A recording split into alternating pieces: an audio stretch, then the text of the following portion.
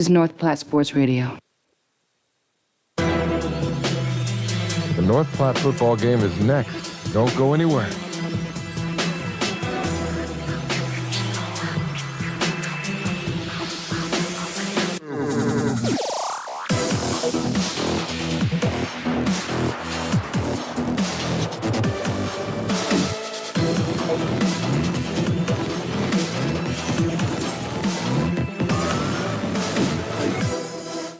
This is North Platte Sports Radio. The North Platte football game is next. Don't go anywhere.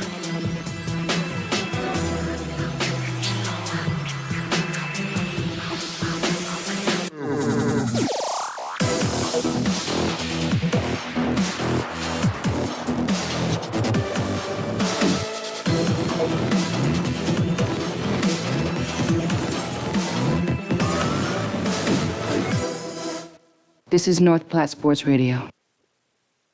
The North Platte football game is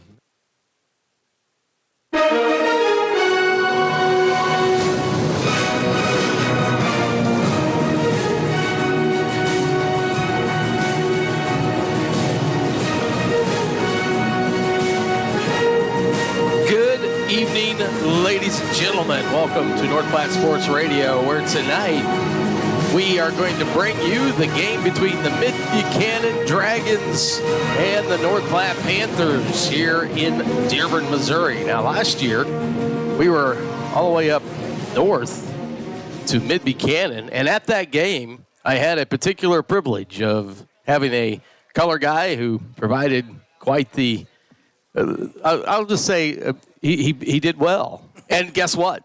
He is back tonight. Mr. Ryan Cook, how you doing, sir? Doing well. How about yourself, Steve? I'm doing good. Good. It should be I don't know if it's going to be as much fun as last year, but we'll see what happens. Hey, it'll be fun.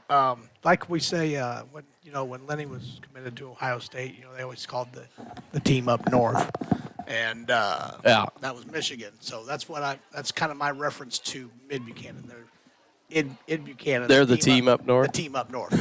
We won't say their name that much there. Yeah, exactly. Yeah, you don't actually say their name because that's just not allowed. But the officials for today's game, the referee is Don Lawrence, the umpire Ross Svensson. He is from Sweden, apparently. Sweden. So that's what Matt Lechty told me. Linesman is Trevor Moss. Line judge is Beth Lechty. And the back judge, Matt Lechty. That's your officiators. Is that a husband wife crew there? Or? Yeah, awesome. Yeah. Apparently he's been doing it longer, so he gets to critique his wife. There you go. But that's why he said he's the back judge, so he doesn't have to. Sometimes he gets in trouble, I think. Maybe, I don't know how that would happen. But the band is marching onto the field, so we are going to listen to the national anthem, come back and talk a little bit about tonight's game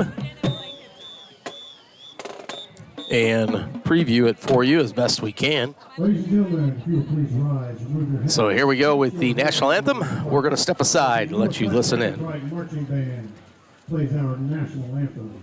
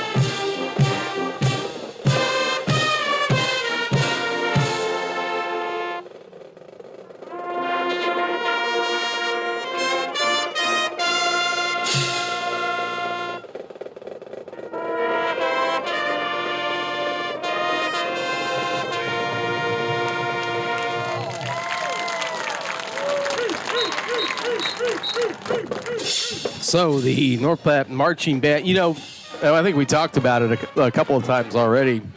Not this year so much, but Joe Fedrizzi does a fantastic job with this band. And later tonight is the community, I think, is going to come up to see this. The Glow Show is going to happen after the ball game. I was calling the game with you last year when that happened, too, because I remember watching it from up here. Yep. That was another one that we got you involved with. Now, you've been a little busy this fall. A little busy. Taking over as assistant coach for the Lady Panthers softball team, and we'll talk a little bit about that, kind of what transpired on Thursday, which is very exciting. Yep. So we'll touch on that. But tonight's game between the Mid-Buchanan Dragons and the North Platte Panthers is getting set and ready. Panthers so far one victory on the season and have dropped now. Are they 1-6? 5 or 6. I'd have to go count it back up, but a much of a disappointment in a large sense as far as the wins and losses go. But I think, and Clay Atterbury and I have talked about this a few times, this team is building character, and hopefully, because once you get to districts, it doesn't matter what your record was in the regular season, and whoever gets hot can take it. Now last year the Panthers were a little bit more dominant, so you somewhat felt more confident, but it doesn't mean that they can't make some hay when they get there later in the season. And you may call me the eternal optimist. Well, you know what? The alternative is not so good either. Yeah. If you're gonna win, you got to believe you can win. Otherwise, if you think you won't, you won't. Well, you have to have that mentality going into districts. As what we say, you are 0-0. Everybody is 0-0. Win one game at a time and take it from there. Everybody is your size then. Yep. You're not playing bigger schools. You've had the opportunity to rebuild all year long. Yep. Get that momentum moving your way and doing things right. And there's from the games I've seen this year for them playing, there's a lot of positive stuff happening here. One or two little things. Yeah. You clean it up, and they're right there. I think they've grown a lot already this year. They lost a ton of seniors last year, and that was really the driving force. And so they're kind of in a way starting over. But like you said, they have shown signs really of putting together some things. It's just not been consistent enough to end up with the victories that they would like to have had. But the nemesis from up north, just up I-29. And last season we had a close game. It was back and forth, and I remember Colton Kirkham hitting Jackson Carpenter on a long bomb that Carpenter pulled in. I believe took it the distance, if I'm remembering that correctly, and that was kind of a turning point. From then on, the Panthers were able to hold the Dragons at bay and came away with a victory there on the road up in Mid-Buchanan. It was a beautiful fall night, as I remember. Oh, it was fabulous. I'm sitting up on top of that press box. Yeah. That's the first time I'd ever done that from outside up on top. I'm just glad that we had a great view, beautiful moon that night, I remember. And the weather cooperated perfectly, so if there was been, it would have been nasty. We would have been in big trouble. Yep. So they're getting ready to head out to midfield for the coin flip. And tonight for halftime, I know they've got, I think there's a cheer. Is it junior high or is it? Mini cheer, I believe. Mini cheer tonight. Then the cancer awareness, because tonight is Pink Out Night, and I believe they're going to be presenting a check to the Stuck family for that. And then also T-Mobile. T-Mobile, that was the other one. Yep. We're getting something from them, the school district did. So that's special. And then, of course, at the end of it, they're going to recognize their 2024 KCI Conference champion softball team. That was quite a Thursday. We'll get into it a little bit tonight, but first chance I've had to sit down and talk with Mr. Ryan Cook. He's busy with softball these days, so I don't get to talk to him. It's fun. As nearly as much as and that's one of my questions that I'll ask you later, kind of how are you feeling about it, and are you enjoying it? Is it absolutely just a joyride? being Lenny's senior year, it's been great being out there with her for that because I started coaching her and now get to finish with her there. So it's going to be bookends the whole career there. And and that's the other thing is she's not the only one on that team. That when they were littles. Yeah. I coached Brookie and I coached Sydney and Cam. I had all of them. All of them, so. Yeah. And I like to call Brooke and Cam and Lenny the trio of trouble. That is it. Because they have now Sydney had moved away, right? And she's back this year. Yeah, Sydney was here until probably junior high.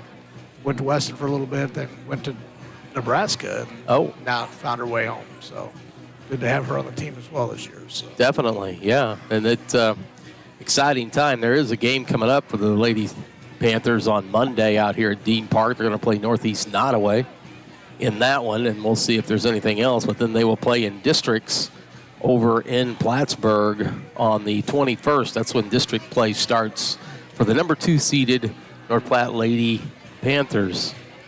So the captains heading out to midfield, meeting between the N and the P here in Dearborn. And for the Panthers, there's Snook, Hardigan, and Wortham, and Coons, Brady Coons. And I cannot see, I believe there's only 2 captains for Mid-Buchanan. I didn't catch a number. 55 is Gabe Sprague. Okay, 55.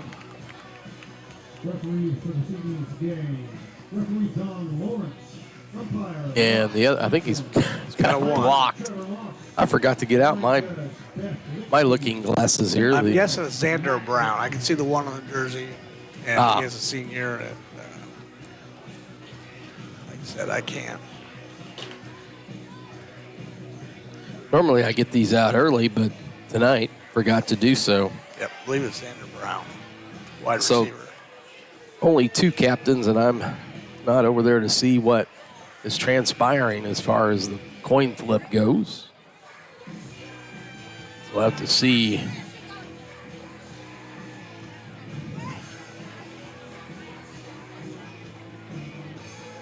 Looks like referee Don Lawrence is getting ready to flip it.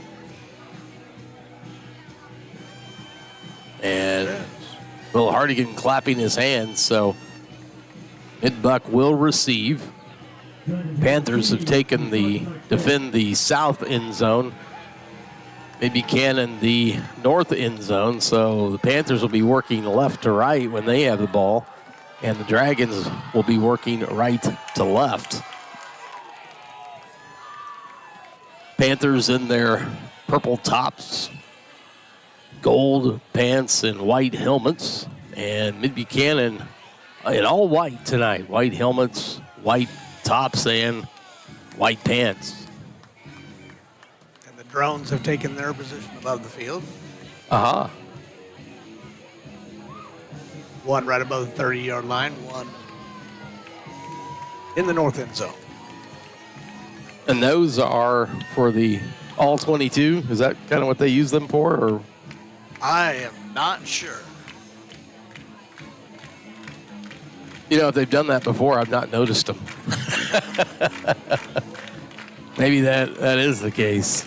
And the one on the 30, is it on our side then? Is that why, or is it? Well, it's over the 50 right now. This one's on the 50-yard line going down, and that one is at about the goal line. Okay. It looks like it's way back behind the goalpost, but it might be.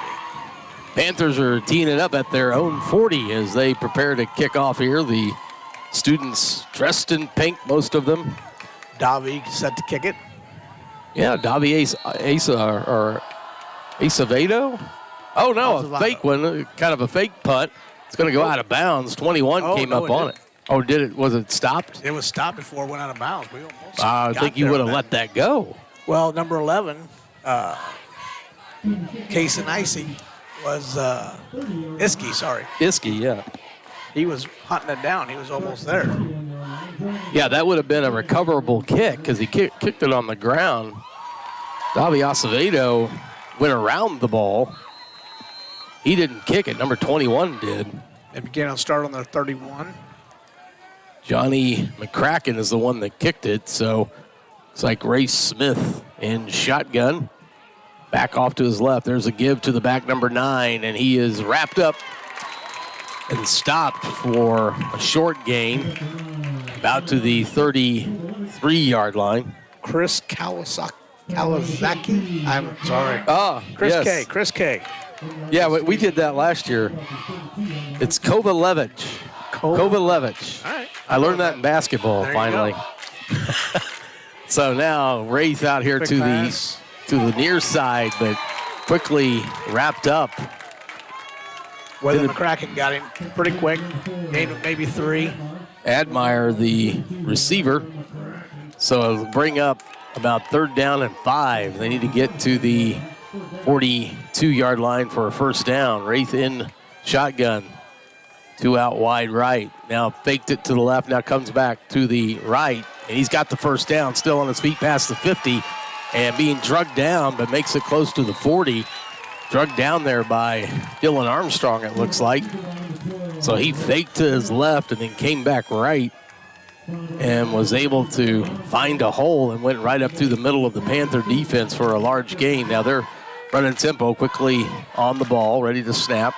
Goes back to Wraith, another fake to the left. He comes back right, but this time there's a host of Panthers right there. He's going nowhere. Yeah, he lost. If anything, he may have. I think they're going to give him back to the line of scrimmage. But the play before that, he went out there to the right, and he picked up a couple of really nice blocks, made a nice cutback to the side of the field, and picked up a nice gain. Tried to run it again, but this time nothing happened, and the Panther defense able to answer. So 3 out here to the left, 1 in the backfield with Wraith. He's going to throw it to the back, and it's off his hands. Looks like a forward pass, so they're going to call it incomplete, I believe. Yep, they went trips left over here, brought the back out to the motion to the side. He's going to kind of just fake it or throw it out to him with 3 blockers in front of him, and he just couldn't hold on to it. Need to get to the 29. The ball's on the 39, so 3rd and 10 with kind of a little bit more condensed formation this time. Went back with Wraith. Now he goes in motion to the right. He's out wide. Snap goes back to Wraith. He's looking, and he's going to try and run. There's a flag, so that's going to be probably a hold. He's all the way up to 25 and out of bounds past the 20, but I think we're going to – and there's another flag. Another flag here on the near side. So we've got a couple of them holding on. Or was that just a beanbag that she threw out there? I think maybe the ball came out. Yeah, she was marking. Yep, marking where. So holding on the Dragons will back them up 10 yards. So it'll be 3rd down and 20 coming up. Good start here by the Panther defense. Well, that's I think what we've learned right now. We've got to contain that boy. He is he's a mover. Yeah, he makes you miss. They're not able to. They need the host of Panthers to kind of go after him to bring him down. So 3rd and 20. Ray Smith in the backfield looking to throws and complete to number 11, but he's short of the original line of scrimmage and then driven back and out of bounds by the Panther defense. He'll get forward progress somewhere around the 44-yard line, it looks like. So that'll bring up 4th down and about 15. And it looks like they're in punting formation, but you never know. Yeah, I don't think they're going to. You don't think they're going to? Anything crazy right now. Yeah, that's a punt, and there's a line drive headed towards the end zone. Bounces and get in the end zone. It just barely. Wow. It's about a yard in the end zone. That was almost. It was losing momentum quick. Of the week. Yeah. Yeah, that would have been an awful place to start for the Panthers, but ball does roll into the end zone. Nobody was back there, so they'll get it 1st and 10 from the 20. And we're just in the first quarter, 9:20, and no score. Mid-Buchanan had the ball and then stalled out after a holding penalty when it was 3rd and 20, and were able to pick up about 5 yards on the 3rd down play and had to punt. So Panther offense now on the field. Snook in shotgun with Armstrong back there with him. There's the snap. Fake to Armstrong. There's a pass. It's complete. My. That's complete.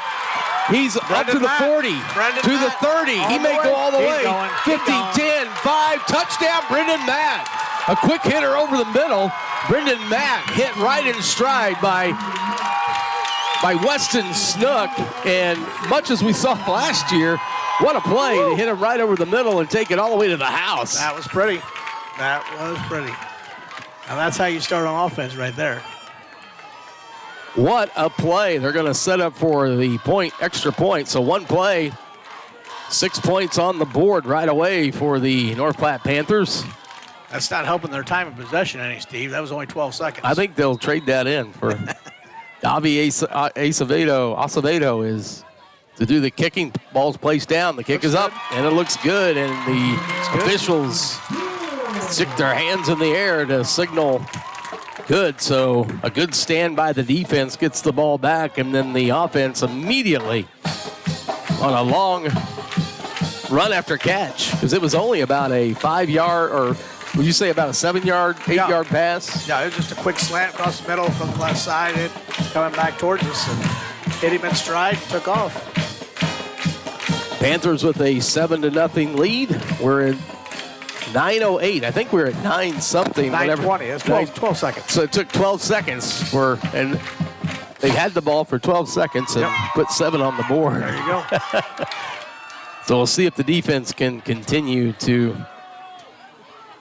get the ball back again for the offense. It'll be interesting to see what other plays they've kind of got in mind. Yep.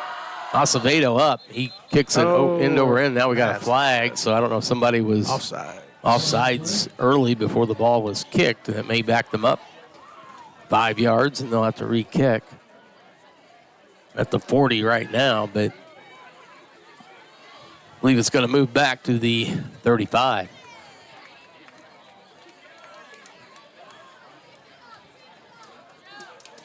Official walking over, and Acevedo grabs the tee and moves it back to the 35, so somebody was ahead, too far ahead, before Acevedo was able to put his foot on the ball and kick it. 7-0, Panthers here with an early lead right out of the chute, trying to maintain this momentum. There's another one. Shorter. Up in the air, short, taken now, bobbled, is it? Oh, they got it. So they were able to, I think, did it go out of bounds or? I can't tell if it went out of bounds or if he knocked it out of bounds. Right in front of the bench, but the ball was placed down about the 32-yard line, I believe. Yep. So it was a shorter kick, and he came up and tried to field it. The Mid-Buchanan player did, number 22, and kind of bobbled it. The Panthers were hot on it, and I think nobody could just grab onto it, and it kind of wiggled out his bounds off. So Ray Smith in shotgun. He's got a back there with him. There's Kovalevich in motion. There's a pass out to the wide receiver, and Kovalevich, I believe. Yep, Kovalevich. And he's up close to the first down, gets past the 40. They're going to mark the ball at the 41. So quickly up on the ball, they're running tempo.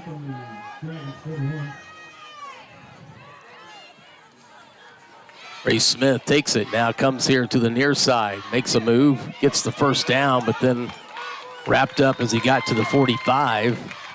I think they'll give him forward progress to the 45, and they'll have it 1st and 10.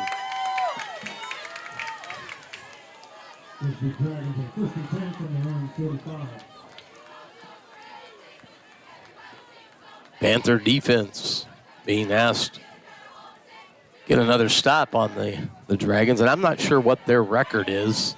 Now they've got trips out here to the near side on the left.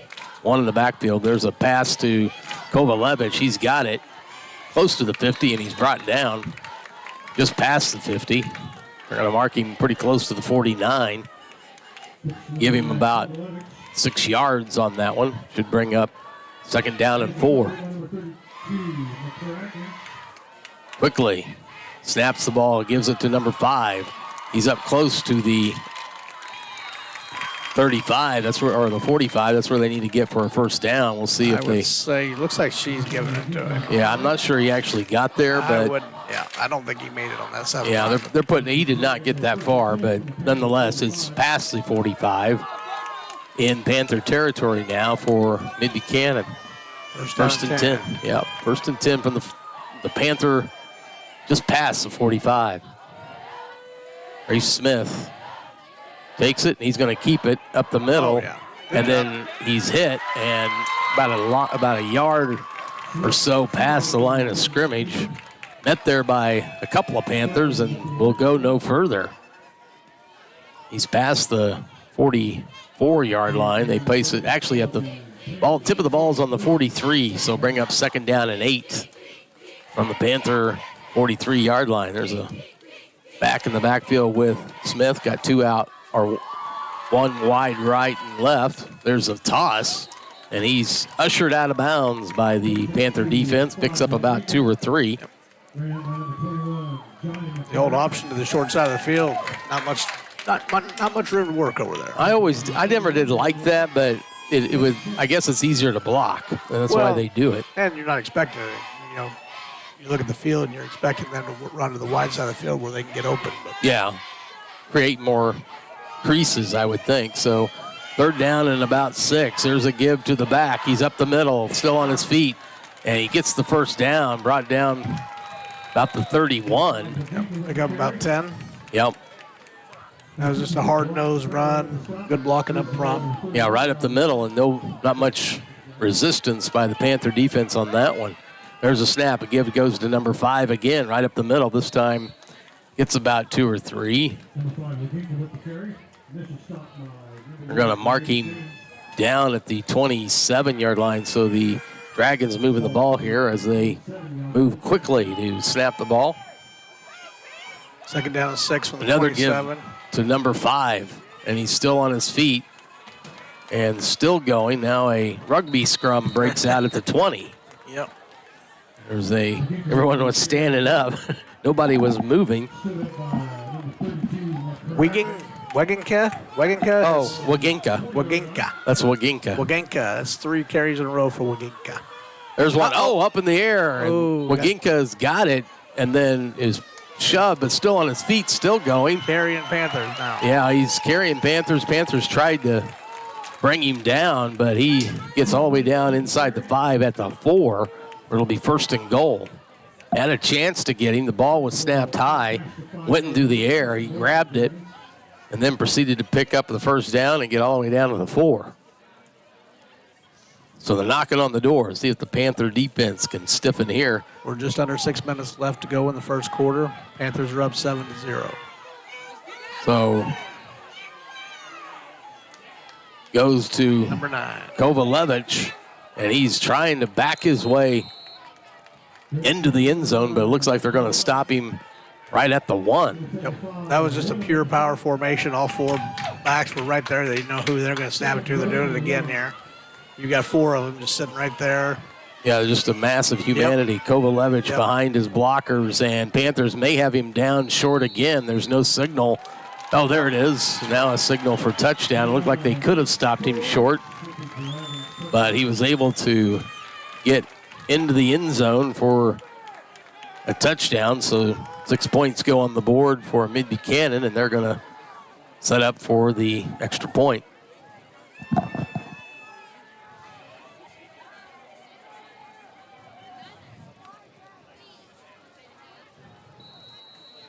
Whistle ready for play. Wraith doing the kicking, placed down, booted. It is up and looks good. Officials confirm it. So we've got a tied ball game here with 5:17 left in the first quarter. 7-7. So, and since we've only seen the Panther offense for about 12 seconds, most of that was Matt running down the field. It was, all but about a half a second of it, wasn't it? Yeah, the pass was rather over quickly, and then the rest was just him motoring all the way down the field. So we'll see what defensively the Mid-Buchanan does something different. One play scores, that'll keep your offense fresh. That's for sure. Yeah, they should be raring and ready to go. And don't they usually script about the first 10 or so plays of the game? So we've only seen play number 1. It broke. Looks like McCracken and Armstrong back deep to receive this kick. I believe Wraith is the one, number 12, doing the kicking. Yep. And a good boot goes over to McCracken. He backs all the way up, almost back to the goal line. He's got it. Maybe should have let it go. Kind of stuttering there. Now cuts it back up and is hit. Yep. Just as he passed the 15. They may give him the 17, looks like, for progress. And that's where the Panthers will start. 1st and 10 from their own 17. You got to know where you're at on the field there. You know, he kind of backpedaled to the goal line, caught it, and then took a look back like, oops, that's right there. Yeah, you usually if it's inside the 5, you want to let it go. Yeah. As long as it scoots to the end zone, now you'd have to down it so that they couldn't recover it. But so 1st and 10 for the Panthers. Their second play of tonight. 2 wide out left. 2 backs in the backfield with Snook. Takes the snap. Oh, it goes past Snook. And I believe Snook got on it. Yep. That's or no. 3. Armstrong. Armstrong was able to go back and lay it. So that snap went to his right, past him, and all the way back to the 3-yard line. So a large, huge loss on the play. They need to get all the way out to the 27. So, yeah, they got to go 25 yards now. Well, the ups and downs of the offense, that was certainly not what you wanted. No, you're still averaging 65 yards a play. Well, that's true. Right up the middle goes Armstrong. Good run. He gets to the 10. Bring up 3rd, and it's going to be about 17, 18. Kovalevich on the stop. Yeah, they're saying 3rd, 19 on the scoreboard. I think the ball's just not quite to the 10-yard line, so that may be you'd tack on another yard because they've got to get all the way up to the 28 for a 1st down. So Snook's in shotgun, got 2 in the backfield with him. There's a give again. Right up the middle goes Armstrong, I believe. Yep. He got past the 15, somewhere around the 16. Going to bring up 4th down, and I believe the Panthers are going to have to punt this away. So that first play where the ball scooted all the way back to the 3 and recovered by the Panthers kind of doomed this drive. Yeah, not sure what even happened on that one. I don't know if maybe it snapped early or he wasn't ready for it, something. Something was amiss. Yep. Certainly not the way they wanted to do it. There's a good punt up in the air. Fair catch called in Panther territory about the 48-yard line. That's Wraith Smith. And the Dragons will take it there, 1st and 10 in Panther territory. Ball is going to be actually at the 47. So 1st and 10. Tied score here in the first quarter. Panthers quickly scored on their first possession, took 12 seconds, and next time the Dragons got the ball, they were stopped the first time. Second time, they were able to drive down the field for a touchdown. There's a give, goes to number 5, and he's rolled past the line of scrimmage up to the 45, so it looked like they could have stopped him a little bit It was further. good initial contact by the Panther defense there. Just I don't think they got him wrapped up, but they hit him hard. Waginka was the ball carrier, number 5. I remember last year we called his name a lot, it seemed like, in the ball game. 2nd down and 8 upcoming. Your memory's a lot better than mine, Steve. Well, I also saw him in baseball and basketball. So all right. Smith takes the snap, fakes the handoff, now rolls here to the near side left, now cuts back and squirts past up to the 40. Gonna leave him a couple.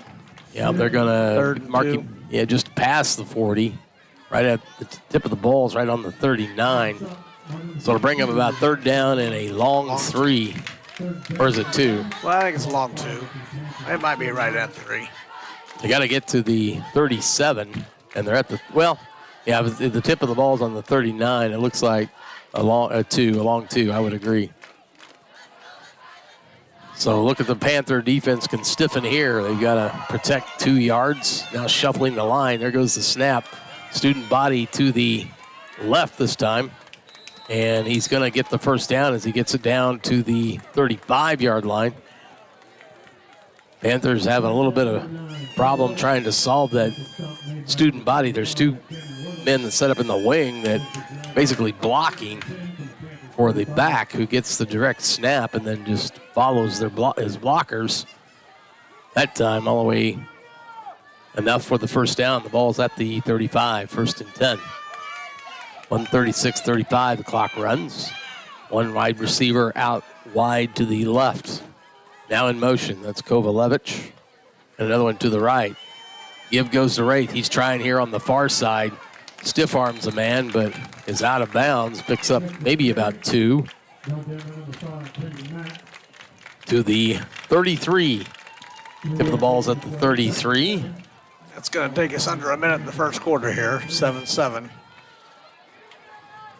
Panthers need to find a way maybe to come up with a stop or get them in the 3rd and long. So how far about an interception? Or that that would work too. Ray Smith takes the give and gives it to Kovalevich. Oh, good job. Or no, Waginka, number 5. He doesn't get much on that one. A good stop by the defense. Maybe picks up about 1. Yep. So it's going to bring up 3rd and 7? 3rd and 7 or 3rd and 3rd and 6. Yeah, the ball's at the 32, and they need to get all the way down to the 26. So 3rd and 6 coming up. See what the Panther defense can do here. Do you think we'll see a pass here, Steve? I don't know. They're running the ball pretty successfully. Yeah, they haven't had much resistance. Going to roll He is going to his right, looking downfield, launches back and off the outstretched arms of Kovalevich, I believe. A couple of Panthers defending on the play back there. Yeah, Kovalevich was a intended receiver, and it falls incomplete, so it'll bring up 4th down and 6 from the 32-yard line. I'd say they're going to go right here. Yeah, at this point, it's that point of the field where that does stop the clock, so 1:07, 7 seconds left in the first quarter. This time, Dragons trying to figure out who they have in there and who not. So 3 wide to the right. Admire out here to the left.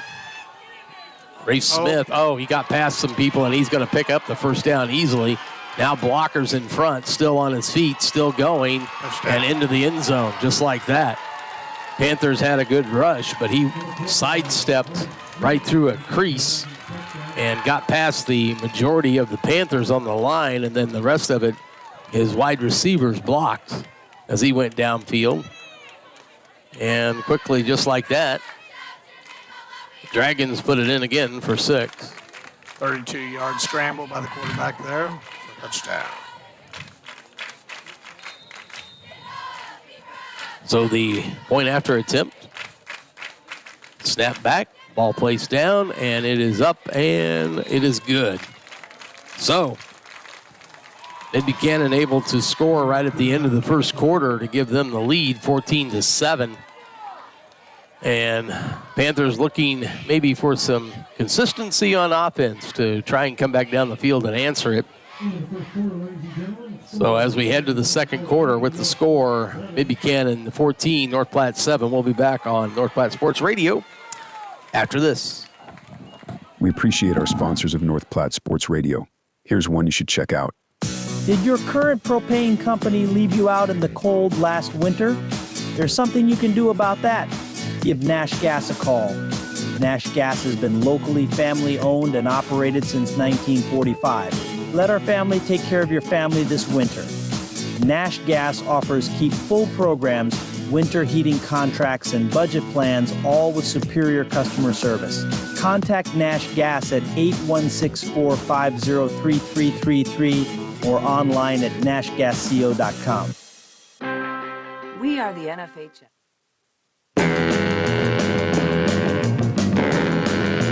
Welcome back to the start of the second quarter as Mid-Buchanan now working left to right. We'll be kicking off to the Panthers, of course, will be going right to left. They'll be going from the north end zone. They are heading towards the south end zone. You stepped up your game, Steve. Last year I had a microphone in front of me. Yeah. Now I've got a headset with a mic right here. I can't remember the last time. I didn't know if you'd done any games with the headset on. I had not. Ball taken inside the 10, and now runs out of room quickly, and not a good return. Not certainly where you want to start, deep in your own territory. The ball's going to be placed at the 17 or so. Yep. Their kickoff team, they get down there. Yeah, he did not have much room to run right there. No, there were no blockers for him, and they missed or allowed a lot of the Dragons to get past them back down to the. I did not see who the returner was. It was McCracken. It was McCracken. McCracken. Got it, but he didn't have it for long before he was down. Started at the 13-yard line, second quarter, right here. Yeah, I think it's the 17. I think we're at the 17. Low snap to Armstrong, I believe, and he runs into a host of people. I think, or is it Snook? It was a low snap on the ground. Yeah, Armstrong took the direct snap, tried the right side, but picks up about 2, so second down and 8. Yep, they're at the 20 now. So. Need to get all the way down to the 27-yard line. Or, I'm sorry, 28. So Snook, Armstrong to his left. 2 receivers here on the near side. There's another give to Armstrong, and he's wrapped up pretty close. He may lose about the football length. Yep. There were 3 of them on him pretty quick. So third down and 9 now. They're going to lose a yard.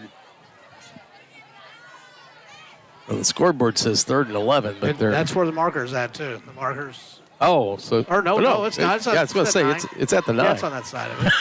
I don't know what the scoreboard operator. Of course. Nope. I don't know. All right. 3rd down, 9. Passing situation. Snap goes to Snook. He drops back. There's a pass, and it's complete out here past the 20, but not much further to Armstrong. Tried to set up kind of a screen out here on the near side, but didn't. Nobody was fooled.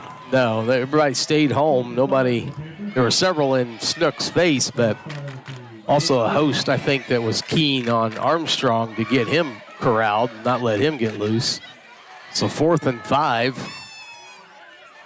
The little boy right here, he's got his sign, Hunt the Panthers. He's bringing it over to the Panther crowd to show them. There's the punt up in the air, and it's going to hit just before the 40. Take a Panther roll past the 35, now back to the 35, and that's where it's downed. So the Dragons quickly, 3 and out, get the ball back. The other thing about the offense that has been problematic is just the ability to put together, drives that are able to run the clock, but also give the defense a break. Yep. And this defense has been out on the field a lot more than the 3 possessions really, that their offense has had. There's a pass out on the far side. Quick hitter back to the far side. Pick up of about 20. Yeah, all the way down to the 46 of the Panthers. So they started back at the 35 of their own side of the field, but quickly into Panther territory now. Here they go again. They've got 2 out the far side, 2 out the right side, coming this way towards us, and he's just going to run it. He's still going. Oh, that's a hold. And then hold.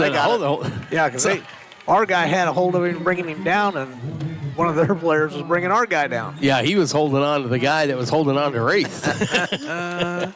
But you can do that on defense. You cannot do that, however, on offense. So flag was thrown. It's going to back the Dragons up from the 42 all the way to the 48-yard line is where they're going to place it. So behind the sticks. It'll be first and, I'm going to say, probably about 16. Yep, first and 16. The scoreboard agrees with us now.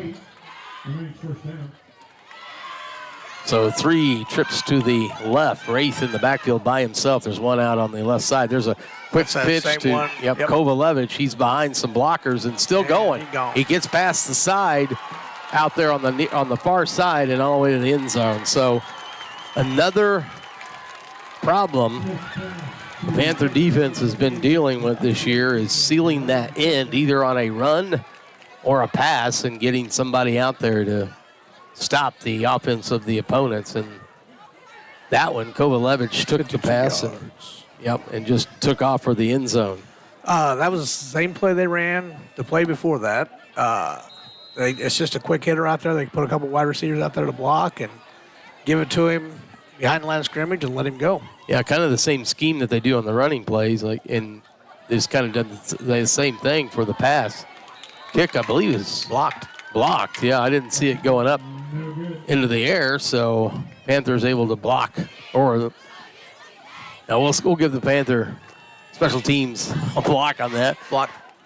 8:57 in the second quarter with a 20-7 lead for Mid-Buchanan here, and the Panther offense now will get another chance to go back out there, show some consistency, and maybe put a drive together to give their defense a break, but not only that, but to get some more points on the board. It's hard if your defense is on the field the majority of the time. In that regard, now you'd take another quick hitter, a quick score, but those only go so far, though. When you start to get down, like you need to have a sustained drive that takes 6 or 7 minutes and keeps the ball out of their hands and gives you points. And gives the defense a chance to catch their breath and rest a little bit. So they'll tee it up on their own 40-yard line.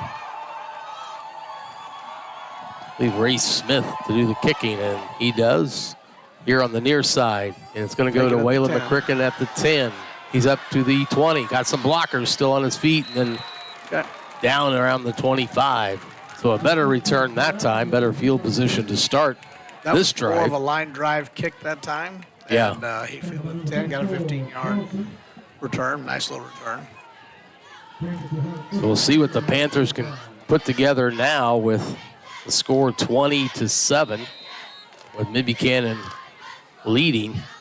They're going to start first and 10 from their own 25.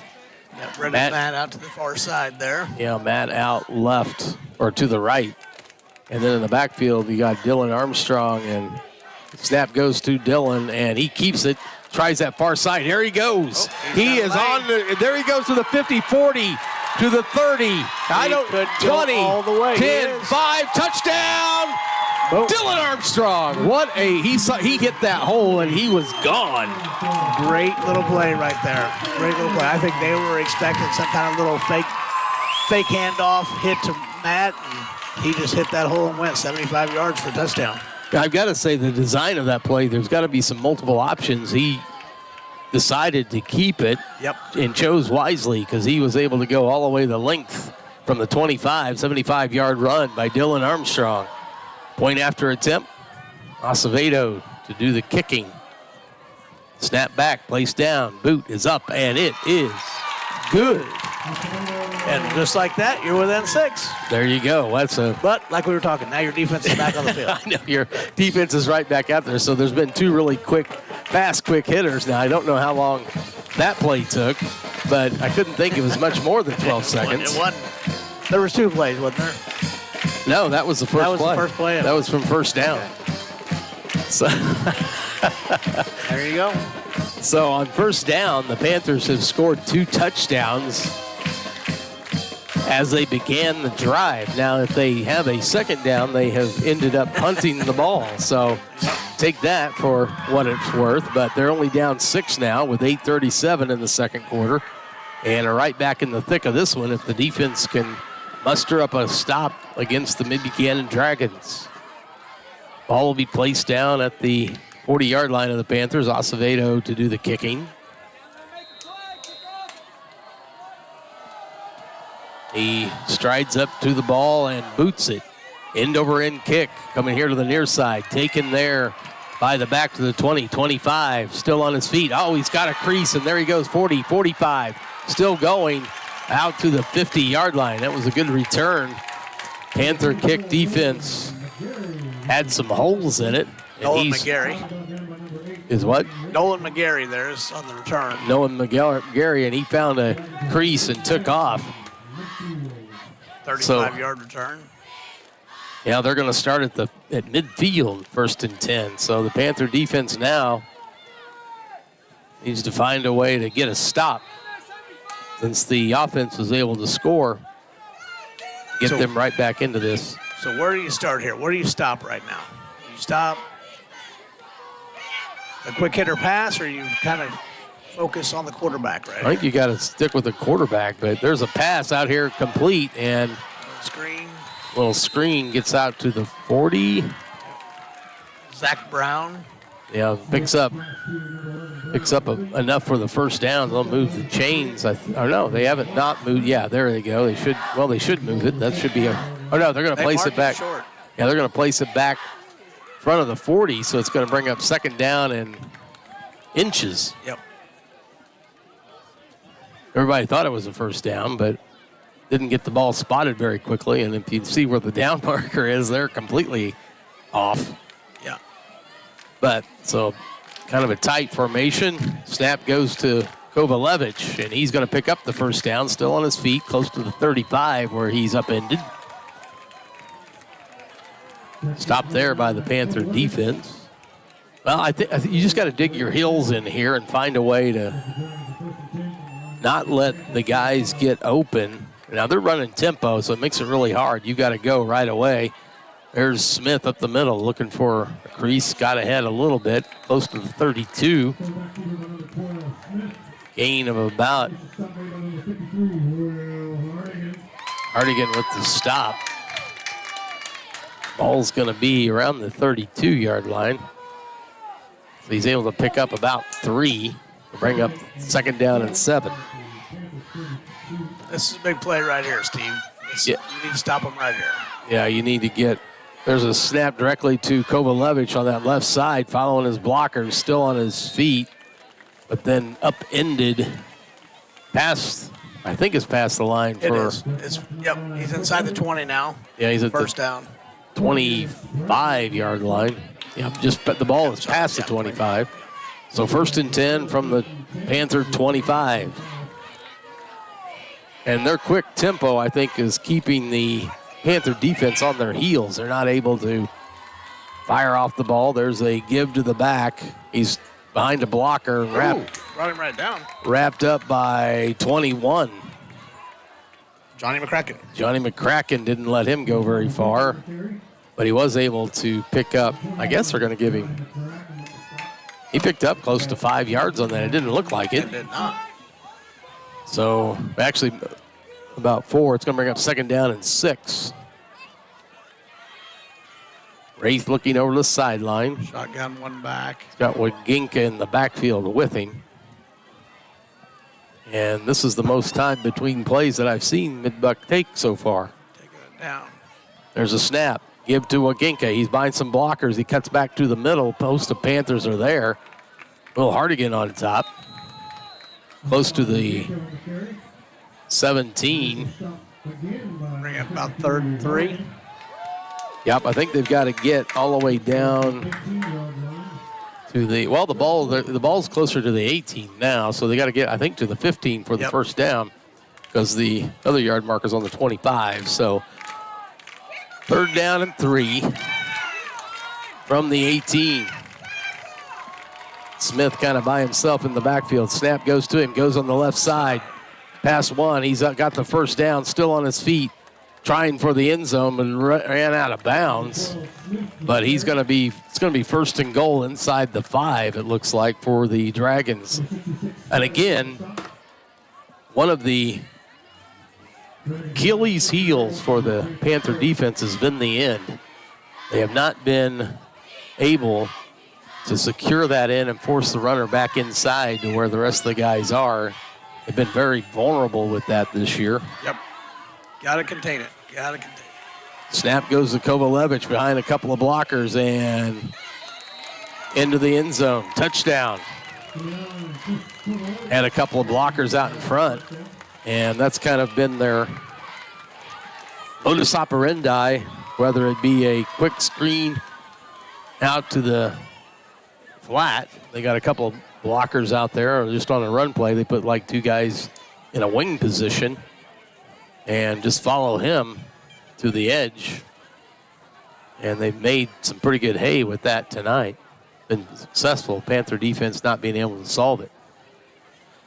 Going to go for 2 here to try to get it back to 28. There's a snap to number 12, short, and he's trying to push his way in, but I think he's going to be short. Yeah, no signal, so they get 6 more. It'll make it 26-14, but the try for 2 is for naught. No good. So that makes it 5:23 left in the first half. Mid-Buchanan 26, North Platte 14. And again, the Panther offense needs to keep up with that offense of the Dragons, their defense, and give them a chance to maybe catch their breath and find a way to put some things together so they can get some stops. So far, they did that on the very first drive of the game, but since then, every time the Dragons have had the ball, they've been able to go down and score. Yep, it starts right here with this kickoff return. You need to get yourself in good field position. Be smart here. Get a couple blocks. And I agree. You make something happen. You gotta find a way to get a stop. Someone needs to make a play. And the offense has now. They've got 2 quick hitters that they've broken wide open. Yep. But the defense is wanting for something. There's a boot line drive Let kick. that one go. There you go. There you go. Cracking that time lets it go. It goes all the way through the end zone and out the end zone. So Panthers will start 1st and 10 from their own 20. They're working right to left. And with 5:23 on the clock, they'd sure like to eat a lot of that clock and drive it down and punch it in before halftime. And you get the ball whenever you come back out. And then That's true. They do have possession. Then you can take a lead.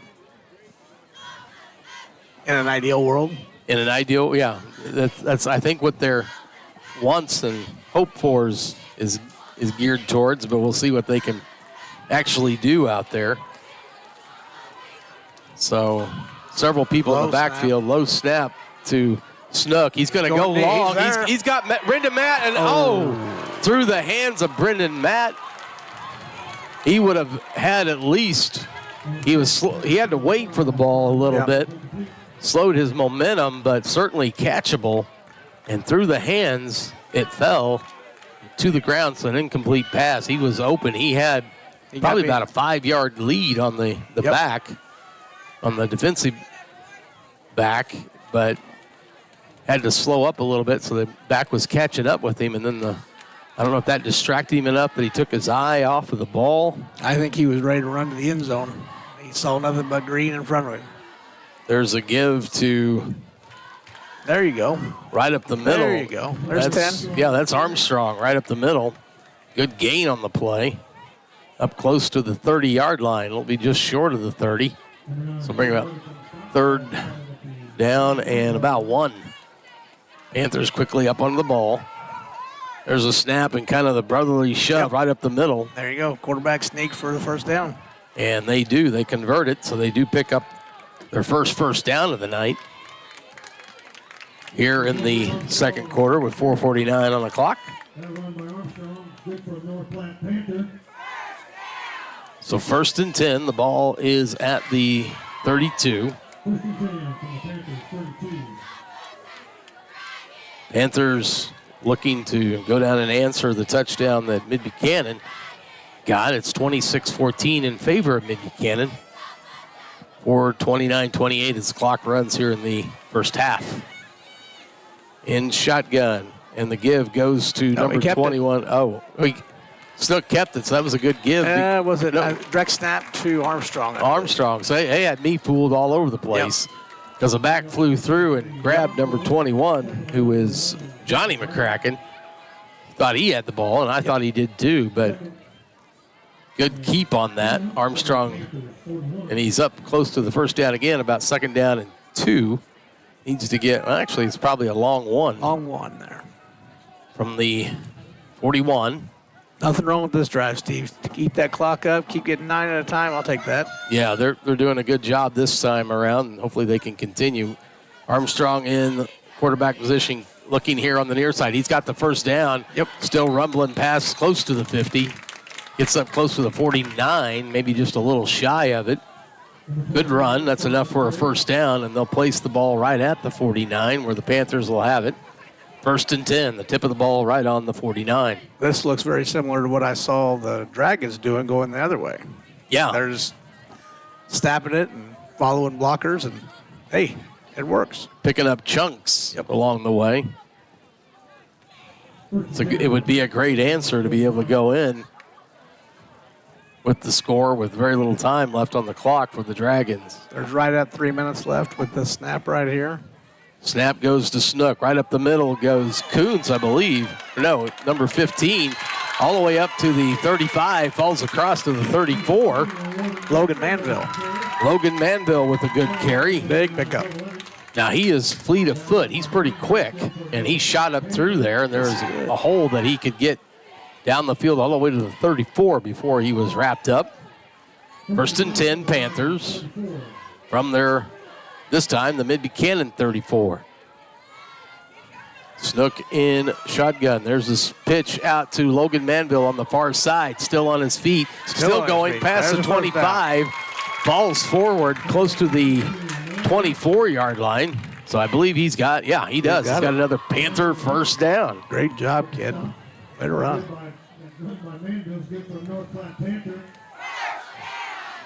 Clock continues to run. 2:30, 2:29 as it counts down here in the second quarter.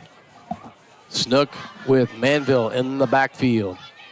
Snap goes to him. Give goes up the middle, still on his feet, and he got a guy right on him. But he's able about 3. Yeah, he's able to get up to the 21. So give him probably about 3 on that. Might bring up 2nd down and 7. 2nd and 7 with 2 minutes left. You have 3 timeouts. You're not in a hurry right now. Yeah, you can play clock's at 22, so you could run this down pretty close to eat up more clock before you have to snap the ball. There's Snook, takes it, rolls to his right, looking, fires. And it's intercepted on the far side. I couldn't see who grabbed it. He fired it in there. I don't know who the intended receiver was, but Mid-Buchanan Dragon came up with it right I believe our intended receiver was Caleb Wright. And the Mid-Buchanan defender just kind of snapped right in front of her and took her. So the ball's at the 17-yard line. That's where the Dragons have it with 1:41. That's a shame. The Panthers were moving the ball. Wraith takes it, now fires it out to the far side and incomplete. So that'll stop the clock. At this time, I need all the youth cheer and all the... You know, not to question sometimes, I know you change up the play, but you are moving the ball, running it. I don't know why you just don't continue to do so. I coached with a guy one time, and that was his saying. There's 4 things that can happen when you pass it. 3 of them are bad. 3 of them are bad, and that was one of the things bad that did occur on that one for sure. Certainly as successful as they'd been with the run. Rafe takes it on the far side, still on his feet, and ran out of bounds. So now you come into containment mode right now. They've got a minute 32. They've got 3 timeouts. They're going to try to take it down and put a score in here. So they're going to work the sideline, use their timeouts, and hope for a score here. As a Panther defense right now, you cannot allow that to happen. 3rd down and 3. Snap goes back to Wraith, and good job. Oh, they caught him. Yeah, in the backfield, got a hand on him. No gain. But I don't think he got anything. So the ball will be back. It'll be 4th down and 3 from the 24, or from the 24-yard line. Panthers call timeout. Stop the clock. They want it. So Panthers with their first timeout. 1:24 on the clock. We'll have 1:24 left on the clock. 4th down for the Dragons. Boy, with 3 yards to go, I wouldn't put anything past them right here.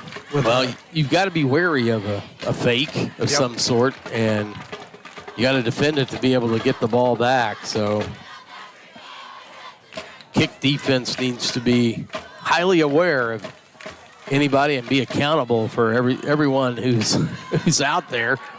And if they do fake it, you know, communicate it right away. Maybe they might not even come out in a punt formation, Steve. They might just come out and say, hey, we're going to get 3 yards on you here, Panthers. Yeah, you come out in their normal offense. Yep. They have picked up over 3 yards consistently tonight. And I believe they're in punt formation. Yeah, they've got 2 wide here to the near side and 2 wide to the far side. And now another. Nope, snapper. Snapper was missing. I guess they needed him. Snap back to the punter, and he boots a pretty good one. It hits and rolls Dragons' way past the 30. Dies right before it gets to the 25. That's where Panthers will have it. 1:14 on the clock. And we'll see what they do. With 1:14 left in the second quarter, 26-14, Mid-Buchanan with the lead. And it still goes back to that the Panthers would love to be able to punch it in, pick up a touchdown, because then they get the ball, start the second half. They deferred. They won the toss and deferred to start the game. So here go the Panthers, 2 wide to the right. Armstrong in motion. Pitch back to him. He's looking to pass, and he throws one up to Matt, and it's incomplete over his head. Looked like there could have been some pass interference on that. Looked like the defender was rather handsy, but no flag. So back the ball goes to just past the 25, around the 26-yard line, second and 10 now. So that pitch was with Armstrong in motion, rolling to his right. And the pitch back from Armstrong allowed him to then try a pass. Low snap. And runner's going to be wrapped up for a loss on the play. That play developed not what you want. It's like timeout on the field, maybe taken by Mid-Buchanan. Yep. They do. They take their first timeout with 59 seconds left, and now the Panther offense is trying to figure out a way to now coming up with a 3rd and about 14 way to pick up the first down. But again, you don't want to turn the ball over here because that's a really short field for Mid-Buchanan. Nope. I think you almost would get what you can and then punt the ball away at this point. I'd take a shot. I'd do something a little fancy here, maybe a halfback pass, maybe something long to Brendan Matt, and then if it works, it works. If it doesn't, bring out the kicker. Got to be wary of the turnover. You don't want to have that. Well, throw it where your guy's going to catch it, nobody else. I don't know if are they able to be that accurate all the time? Well, of course. Okay. So wide to the right. There's a give. Nope. No, keep here by McCracken. He's going and out of bounds. Okay, and he got it. He picked up the first down. Nice job. That was smart. A fake to the right side. Or actually, that was Armstrong that kept it. And he ran it all the way up here and out of bounds to stop the clock. The ball is at the 37-yard line, 1st and 10. 52 seconds on the clock. So they can, with 2 timeouts, they're able to stop the clock twice. See what they can do. Of course, now if you get out of bounds, you don't have to do that. Use the sideline.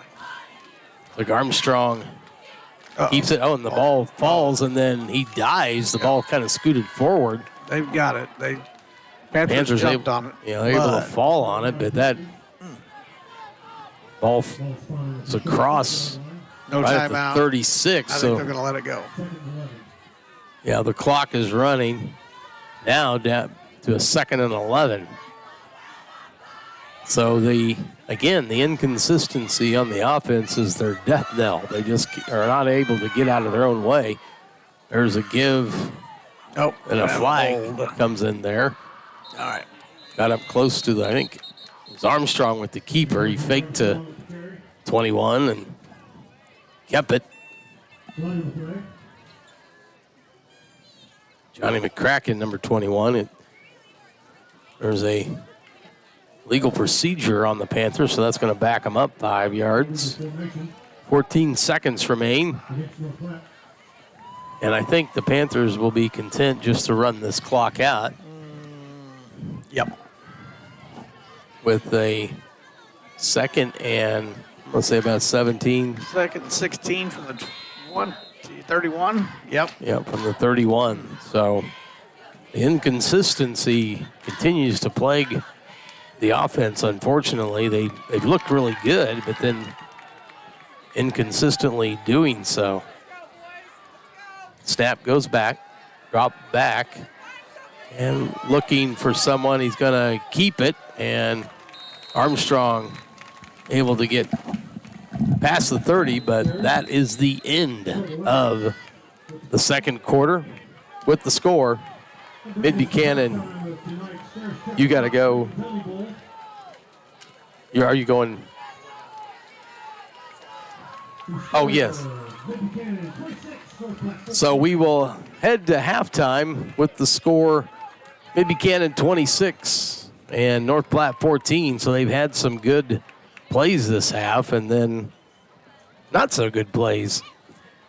But nonetheless, not out of it. They're only down 8 points and could get right back into this with a touchdown and a 2-point conversion. The defense has struggled a bit, trying to keep the Dragons. The Dragons were stopped on the first drive, but then every time since then, of course, the last time they had to punt. And the Panther offense has looked good on 1st down and 10 when they first started to drive. They scored 2 quick. A pass to Brendan Matt, who took it the distance, and then a keeper by Dylan Armstrong, 75-yard run. And that is the accounting for the Panthers scoring here in the first half.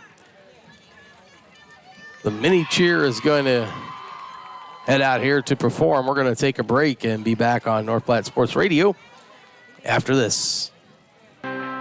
We are the NFHS. That stands for the National Federation of State High School Associations. But really, what we stand for, together with the MSHSAA, are the 171,000 high school sports and performing arts students in Missouri. And so we stand. We stand for the runners, debate team members, and basketball players. We stand for their coaches, officials, and adjudicators. We stand for the golfers, singers, and swimmers. We stand as the national leader and advocate for these essential activities and all who participate in them and make them possible. Because it is our purpose to ensure that high school students get to play, perform, and compete together. To learn more about who we are and what we stand for, visit nfhs.org. Are you facing foreclosure? Then come down to Megalo and Partners. We're a mortgage rescue company, and we can help you keep your house. The process is simple. The results are guaranteed 100%. That's the Megalo and Partners promise. Provided you submit to our plans for galactic domination. No, I'm kidding.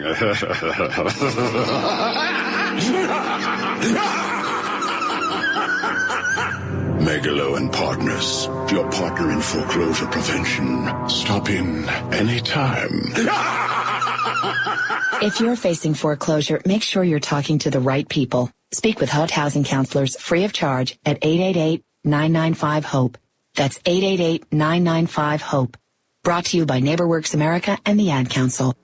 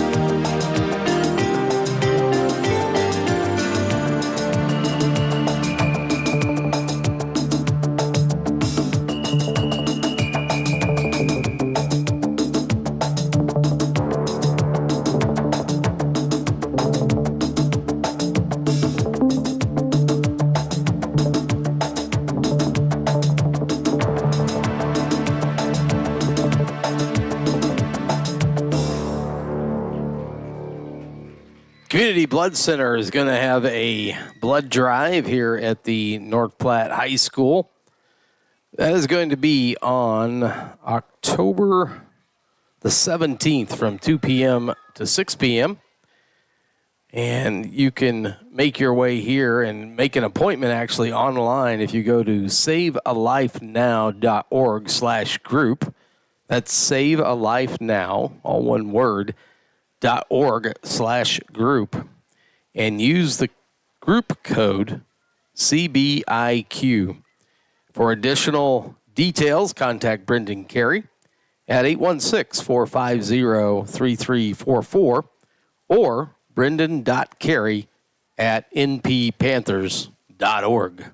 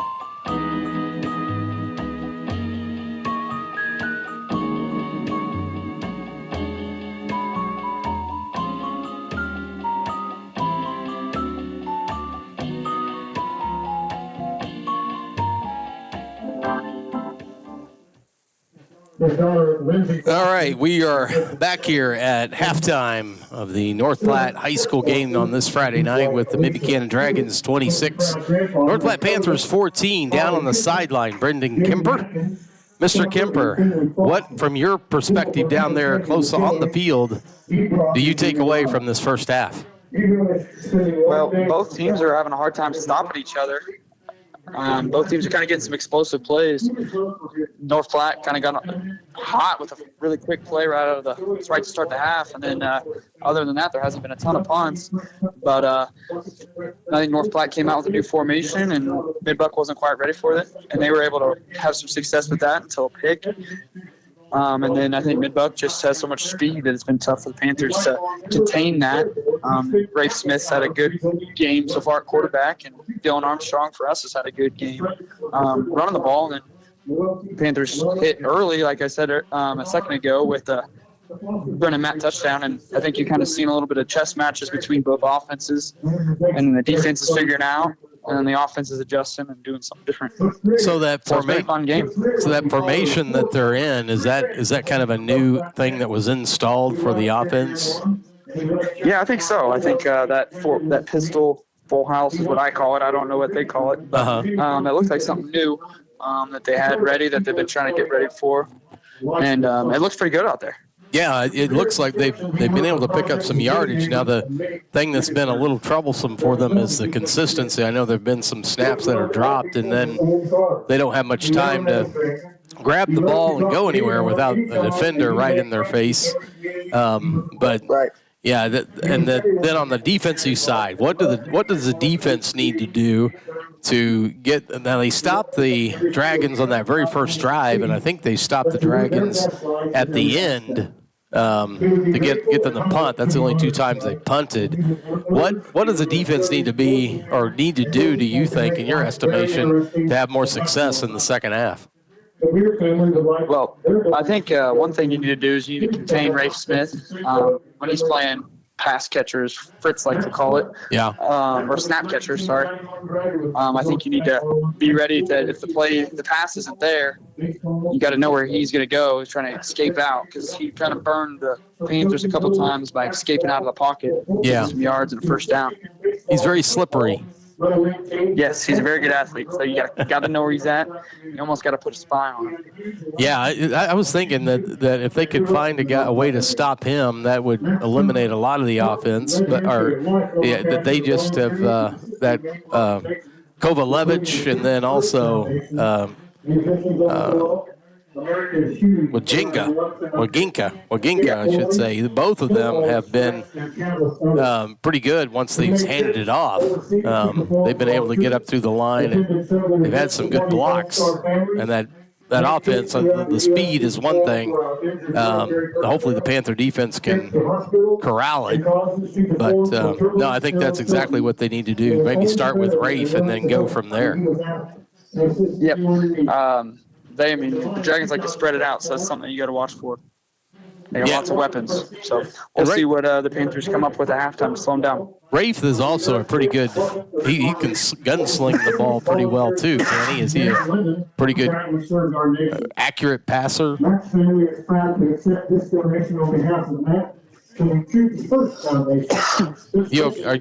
you hear that? I'm not sure that. Can you hear me? Sorry, yeah. I missed you there. Oh, okay. I was just going to say, is Rafe a pretty good passer? Does he pretty accurate with the ball, able to get it right on his receivers consistently? Yeah, he can hit his targets, and they got plenty of weapons on the outside. They haven't shown very many deep balls yet. No. Been a lot of screens and stuff like that, but he can throw a deep ball if they need him to. Well, it's been effective enough. I don't know why you'd have to go to that. They've been able to hit those little short passes and then turn them into big gains on some yak afterwards. So, yeah. I appreciate the sideline perspective, Mr. Kemper. And we may give you we may come back to you here during the game now that I figured out how to get this thing to work. And maybe you can do some sideline reporting during the game. So appreciate your time, sir. We will talk soon. Yes, thank you. So that was Braden Kipper down on the sideline, our sideline reporter, able to figure out how to get in touch with him. And they are having the award winners for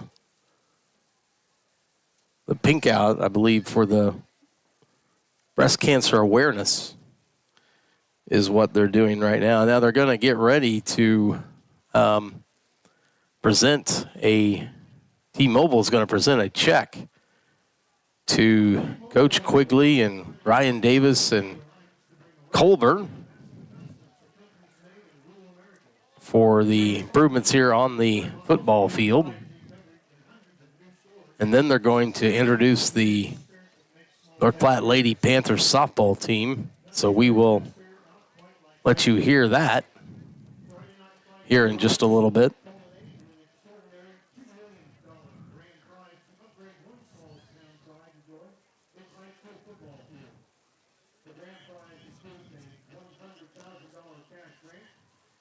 So it looks like the check that Colburn and Coach Quigley have there is $5,000 to go towards improvements here under the Friday night 5G lights from T-Mobile. So a nice bit of change there to do some more improvements to the football facilities up here at North Platte.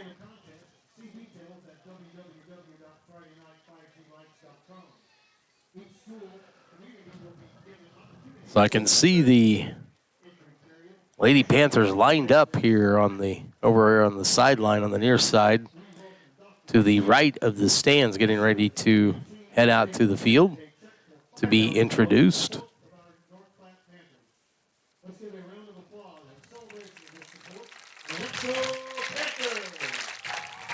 First time in a long time they've won the KCI conference. They did that on Thursday night. Of course, Coach Ryan Cook, and then Cameo Patch and Ferris Seckle, the manager and head coach. So they're getting ready to do that. So we're going to let you listen in to the recognition for the Lady Panthers softball team as they make their way now. Please direct your attention to the track as we recognize the 2024 Lady Panthers softball team. Brad's trying to spit it out. North Platte Panthers, or Lady Panthers. The softball team defeated Lawson last night by a score of 3-1 in a three-run game. This victory gave the Panthers the outright KCI Conference Championship for the 2024 season. Congratulations to the Lady Panthers. The Lady Panthers are coached by Ferris Seckle, Cameo Patch, and the gorgeous Ryan Cook. Ladies and gentlemen, let's hear it for the 2024 softball KCI Conference champions, your North Platte Lady Panthers. Congratulations, Lady Panthers. Well deserved. It was a lot of fun. Ryan Davis and I were on the call for that one. Well pitched game by Kate Wolf, one of her best outings of the season. And you'll get a chance, if you want to, come out to Dean Park on Monday. They will have a game starting at 5 p.m. first pitch against Northeast Nottoway.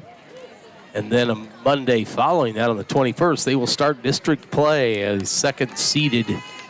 They've got the second seed, and so they will play. They get a bye the first round, and then they will play on Monday, and I'm not sure of the time yet. So that was to be determined, or I have not looked at the schedule for that, but it'll be on the 21st. And the normal culprits there in district play, so we certainly wish the North Platte Lady Panthers well. We'll be covering those games, and then since it's a district tournament, the video will be ran by Misha TV. You'll have to get it there, but you can always turn the sound down and plug us in. Hopefully we're not too far off from the action that you're watching during the as we do the play-by-play, we'll certainly stream it, so you can check that out. Dragons are back on the field. Panthers are as well. Dragons are down on the south end zone. North Platte's on the north end zone, going through some loosening drills to get started for the third quarter. We'll have the kickoff and more after this. We appreciate our sponsors of North Platte Sports Radio. Here's one you should check out. Did your current propane company leave you out in the cold last winter? There's something you can do about that. Give Nash Gas a call. Nash Gas has been locally family owned and operated since 1945. Let our family take care of your family this winter. Nash Gas offers keep full programs, winter heating contracts, and budget plans, all with superior customer service. Contact Nash Gas at 816-450-3333 or online at nashgasco.com. Man, I loved playing high school sports growing up. And it's fun being a fan now, don't get me wrong, but sitting in the stands feels like I'm missing out on all the action, you know? I wanted to get back in the game, so I signed up to be a high school official. It takes me back to my playing days. I'm supporting students, and I get paid to make the big calls.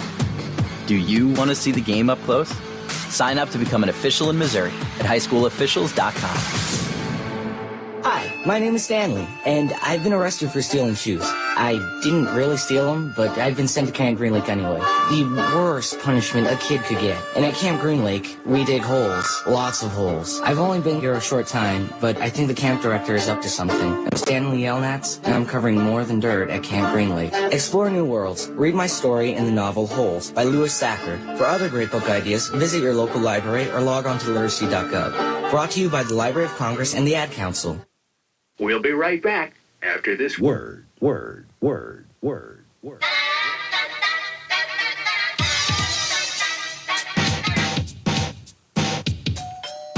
Hi, honey, I'm home. It's time to get busy. Television. So white and chocolatey, too. Television. It's so fresh. Look at that shine. Look at that shine. Look at that shine. Oh, yes. Lemon. Chicken. Liver. With fluoride. Gee, Mom, can I have some more? We'll be right back. After this word. We'll be right back. After this word, we'll be right back. After This word. We'll be right back. After this word, we'll be right back. After This word. We'll be right back. After this word. Bargains, bargains, bargains. Now how much would you expect to pay now? Bargains, Have your credit card. bargains, Have your credit card. bargains. Ready. Here's all you do. Not just one. Not just two. More than three. You get 4 and more. It's fresh. You pay only $9.99. This offer may never be repeated. $29.99. Operators are standing by. $9.99. $19. $29.99. $19. $29.99. $19. $29.99. Absolutely free. Oh, yeah? We'll be right back. After this word. We'll be right back. After this word, we'll be right back. After This word. we'll be right back. After This word. We'll be right back. After this word. We'll be right back. After this word. We'll be right back after this word. To order, here's all you do. Just call this toll-free number and have your credit card ready. Your size and color preference. Allow 4 to 6 weeks for delivery. Offer not valid in Kentucky, South Dakota, and Hawaii. And don't forget, with every 7 you order, you get 1 free.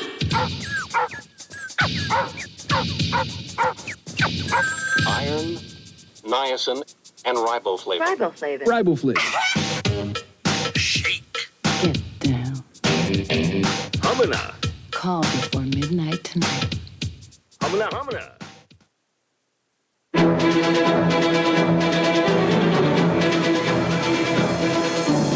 Welcome back to the football field at the North Platte High School here in Dearborn, Missouri, as we get set for the third quarter to start. Mid-Buchanan will be kicking off, going left to right. Panthers back to receive on the north end of the field. and will be working right to left. Of course, we talked about it. They were looking for the Panthers offense maybe to score and get something in before halftime. They just were not able to do so as they kind of were inconsistently missing opportunities, but see what they can do now coming out of halftime. Bryce Smith tees the ball up at Mid-Buchanan 40 and ready to kick it away. There's an end-over kick heading here to the near side and out of bounds. So that'll give Panthers good starting field position here to start the second half. I don't know, Steve. Was it you that told Walt Stubbs to go buy a Doug? I said, yeah, well, you can't win if you don't play. We were talking about the lottery. Talking about that. He won it. He did. I heard Brad. I said, well, that guy, I'm glad he listened to us. Yes, he did. Can't win if you don't play. You cannot win if you don't play. Of course, you can't lose if you don't play either. But anyway, it's all part of marketing, I'm going to say.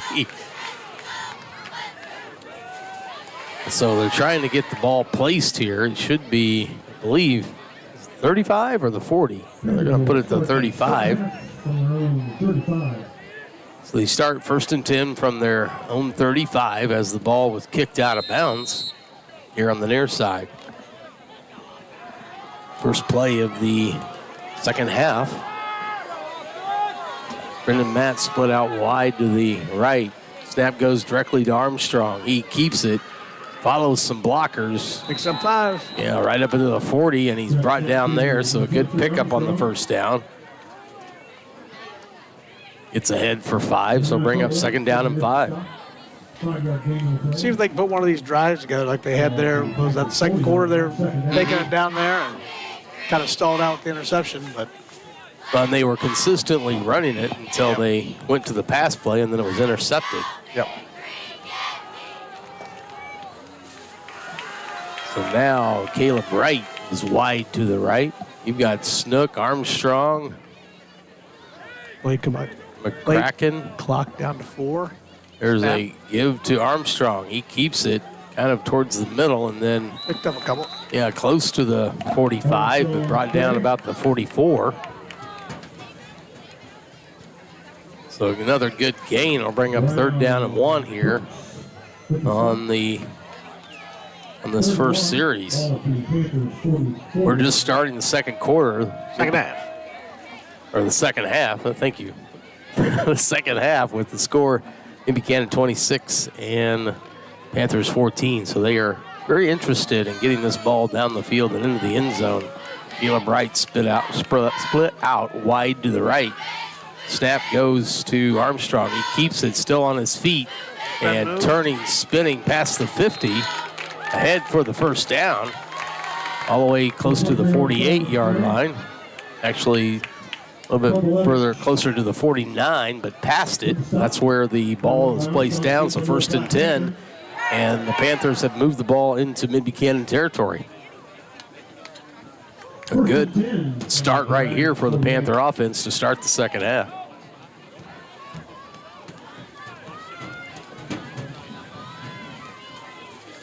Doing a nice job up front, the Panther offensive line right now, giving them some room to run.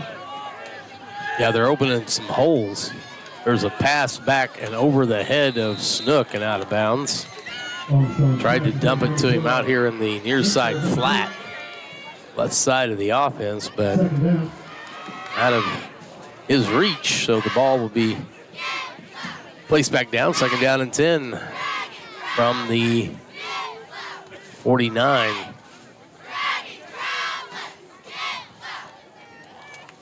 Ball is just past the 49, so really they need to get just past the 39 for the first down. Clock stops. There's a snap, and now it goes back, and that's McCracken, I believe. McCracken jumped on it there. Yeah, Johnny McCracken saw it. And they've had a dickens of a time sometimes on those snaps. Yep. That are shooting on the ground. They're low. Now it's going to, ball's all the way back to the 44. So we've got a good. 3rd and 22. Yeah, 22, I would agree. 9:21, 9:20 as the clock runs. Now third and forever. 3rd and 22. Now you have to throw now. Too wide to the right and fake the give and then is quickly wrapped up. Also 5 more. Yeah, I think he tried to fake the give maybe to Manville that was out there, but that one went nowhere. The ball now is back to the 36-yard line, and the Panthers will punt it away. So what looked promising on that snap, again, the inconsistencies is not very working in the Panther favor. There's a ball that hits in the 40 and then kicks back to the 35. It'll be down to right around the 35. That's where Mid-Buchanan will start their first drive here in the second half with 8:34 left in the third quarter. So that's disappointing to have those run plays turn out the way they, at the beginning they were successful, and then to have a snap that just puts you way behind the chains. It's hard to overcome that. It is. Move, and then shoot yourself in the foot. That's just, can't do it. You just got to keep pushing forward. I don't think the adage of 2 steps forward, 1 back really worked, but there's a give to the back. And the Panthers rally around the running back. I think it may have been Waginka, number 5. No gain on the play. Second down for the Dragons. Cameron Wortham was pretty quick on that one. Yeah, he got through there, and running back really had nowhere to go. So Ray Smith in shotgun, as he's been all night, takes it, passes it out to the far side, squirts up past the 38, close to the 39. Difference there, Steve, is that they pushed him back to the inside. So yes. It wasn't a huge play. They did a nice job that time staying outside. We pushed him back to the linebacker. He did pick up 5 yards, but it wasn't a breaker for a touchdown. No, it's going to be about 3rd and 7 coming up. They need to get to the 45, just past the 45. Ray Smith snaps back, now rolling to his right. Complete, and a couple of missed tackles to the back. He's still on his feet to the 40, and then dragged down about the 31. Number 24 was the receiver. That's Gary, Nolan McGarry. Caught the ball and whizzed by a couple of defenders and then proceeded all the way down to the 31-yard line, where now the Dragons have it 1st and 10. Trips out to the left. Give goes to the back here on the right side, trying the edge, and then is ushered out of bounds. That's Waginka.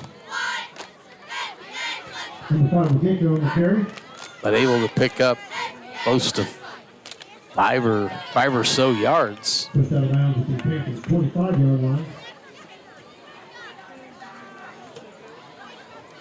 Oh, he's picked up more than 5. He picked up close to 7. Yeah, I think it's 6, I guess, because it's 2nd and 4. I'll go with that. Wraith in the backfield by himself. Keeps it. Now comes to the right side. Looks like he's going to tuck it and run. There's a hold down there. And no flag. No flag, but I saw a purple 21 jersey come away from his body, so somebody's grabbing McCracken on that one. Yeah, that'd be McCracken, and when you see the jersey being tugged like that, that's an obvious hold. Of course, no officials saw it. Able to pick up the first down. The ball now is past the 20, right at about the 19, 1st and 10. Or condensed. We're confused. We did not get set at all there. No, the condensed lineup, and there was a student body left that Panthers were not prepared for. You got to get on the ball right now, defense. They're a little slow to get up to the line, and no one was in position. None of the linemen were even down on that one, and they snapped the ball and just took off to the left side where no one was standing. So Wraith has it with one runner in the backfield, takes it, gives it, and he's met and stopped close to the line of scrimmage. Line of scrimmage is right at the 6-yard line, so they're 1st and goal. Wortham in there again, first. Nice job by Wortham on that play. Panthers are going to need some more of that to hold them out of the end zone now. They already have a 26-14 lead It's only an 8-point lead, but knocking on the door to add more to it. We're in the third quarter, 5:30, 5:29 as the clock continues to run. By looking over to the Dragon bench for the play. Oginka to the left of Smith. Kovalevich in motion. There's a pass to him here on the far side, on the near side, and he's shoved out of bounds. Up to 2. But he picked up close to the 2 or right at the 1. So 2-yard line. It's hard to tell from our angle exactly where that is, but third and goal from the 2, and a condensed formation by the Dragons. There's a back that was kind of going backwards into the end zone. He makes it successfully for the touchdown. Kovalevich, number 9, was the ball carrier, and he just turned around and backed his way into the end zone. And now they have a 32-14 lead. 5:07 in the third quarter. And they're going to go for 2. Snap back to Kovalevich. There's a pass, and it looks like he's in. Can't tell who the receiver was. Not sure. Number 20, maybe? I couldn't see it. I was watching the block. Somebody from Mid-Buchanan had a cockroach block on our guy there. We're going to say it was Creighton House. I'm not sure if that's accurate or not, but we're going to say that's who it was. He had a 0, and it looked like a 2 in front of it. So the Panthers now find themselves down 16 points, 34-14. Actually 20 points.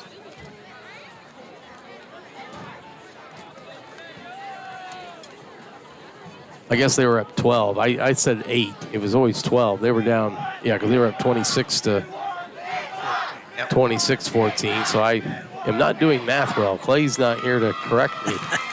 He is the math guy. On that. Oh, dear. You got the PE sped guy. I'm here with you tonight. I'll tell you. Well, we don't do math well. I use a calculator anymore. Yep. There's a up back, grabs it, and makes some good progress close to the 45, but stops short. Hey, now you're starting with good field position right here. Make something happen. Yeah, I think this is the best field position the Panthers will start this drive from, around the 43-yard line. Looking for some answers on offense. They've scored twice. They've been on quick hitters. They pass to Brendan Matt, go for about 80 yards, and then a run by Dylan Armstrong, 75 yards, and that's been the scoring thus far for North Platte tonight. Snap goes back to Snook, handoff to the back, up the middle, and taken down short of the and now we're going to have maybe it's going to be a penalty on Wortham. Wortham engaged with the defender and threw him to the ground. Oh, no. They're part both. Offsetting. So they're going to call personal foul on both. So it doesn't change much. What used to kill me was always when the referees would march it off one way and then they'd march it back the other way. Yep. They wouldn't just leave the ball where it is. I guess it was for the theater of it all. Oh, nope. It is on.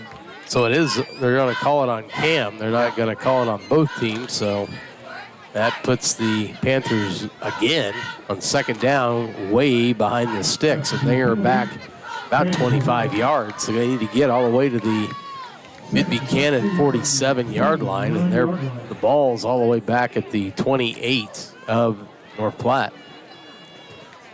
So a costly penalty. It's been penalties and inopportune snaps, and just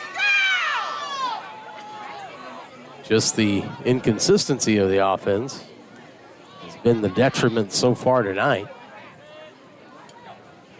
Snap back to Snook. He gives, I believe that's Armstrong. Yep, and he's up past the 35, still on his feet. Now a flag comes in late. Let's hope for a face mask there. If it's not, it's a hole. Armstrong with the carry. He got all the way up. They're going to mark it at the 36, so they'll see face mask. So a face mask, that'll tack on an additional 15, and I don't think that's an automatic first down, which it must have been incidental. It's like a 5-yard penalty. Well, how can they know that? How do they know what the guy was intending? You either grab it or you don't. It's kind of like a lights on or lights off. Light switch is on or off. It's on. Yep. Yeah. So anyway, a 5-yard penalty. That's it. So bring up third down and about 13 for the Panthers to pick up the first down. They're going to say 3rd and 12. Armstrong keeps it on the far side, still on his feet, still going past the 50, still going, and he's going to pick up the first down and is past the 45, close to the 42-yard line. Good run by Dylan Armstrong. Needed 13 and picked up close to about 15 or 14. That was a good hard run, fast run. He hit the hole hard and went. Very nice. Ball's at the 43-yard line of Mid-Buchanan. Nice job by the offense there to overcome the personal foul. That does say a lot. Yeah. Now, I will say, and of course it was last year, but that team had an uncanny knack of being able to get behind the chains and still pick it up. Yeah. Snap goes back to Snook, give to the back, right up the middle. There's a hole there, so he's still chugging, still going. Down close to the 35. They're going to be Manville. Trying to see. There's Cam Worthen. He's on the ground, but I didn't see who carried the ball. Not sure who. It may have been. It looked kind of like a Manville or maybe McCracken, number 21. Yeah. Smaller. It wasn't Dylan Armstrong. Now, I think Logan Manville is in the backfield with him. There's McCracken in motion. Snap goes to Logan Manville, and he's squirts ahead close to the first down. It looks like he's got it. And yes, he does. They're moving the chains, so they'll picks up a first down for the North Platte Panthers, and the ball is at the 33-yard line. A nice drive here by the Panthers to try and have some success offensively. 2:41 left in the third quarter. The only thing being down now 20, you're going to have to speed the offense up a little bit. Snap goes to Dylan Armstrong. He keeps it, still going. Falls backwards, close to the 25. Need to get to the 23, I believe, for the first down, so bring him about 3rd and 2. Good run there by Dylan Armstrong. Got about 2 minutes left in the third quarter. Sitting at the 25-yard line. Need to get her in there pretty quick here. Didn't have the defense have some success to stop him. A Dylan turnover Armstrong. would be nice. There's a give to, or kind of a give to Logan Manville, but then kept by Dylan Armstrong. By then, there were several Mid-Buchanan defenders in the backfield, made it really hard to maneuver, and so he's dropped back for a loss. The ball is back to the 27-yard line. It'll bring up 3rd down and about 4. They need to get to the 24. You're in 4-down territory now. I mean, yeah. You've got to have scores. So they've got 2 downs to pick this 4 yards up. Yep. The only bad thing about it too is that Got to call a timeout. you're going to have the clock that you need to score being down 20. That's at least 3 scores. And the third quarter has 1 minute, 13 seconds left in it. Now, if they could have performed this way from the get-go, we'd be talking about a lot closer game, I believe. One thing, they one turnover, right, Steve? Yeah. Was it the one interception we didn't have, or did we have a fumble too? No, I think that's been it. I think that, Okay. yeah, and Mid-Buchanan has not turned it over. Yeah. But minimize, those numbers are coming down, so that's a positive. Oh, direction definitely. On that. So Yeah. now we can pick up the penalties, and the snaps, and little things that every little thing helps. Well, the goal here is to pick up the first down and then continue moving to that south end zone to pick up a touchdown. 1:13's on the clock in the third quarter. That's where you've got to start. This is a big play. Can't lose. Got to gain something here. Doesn't have to be 4, but you need to be moving forward. Oh, got him to jump. There you go. They jumped. Got him. Or did we?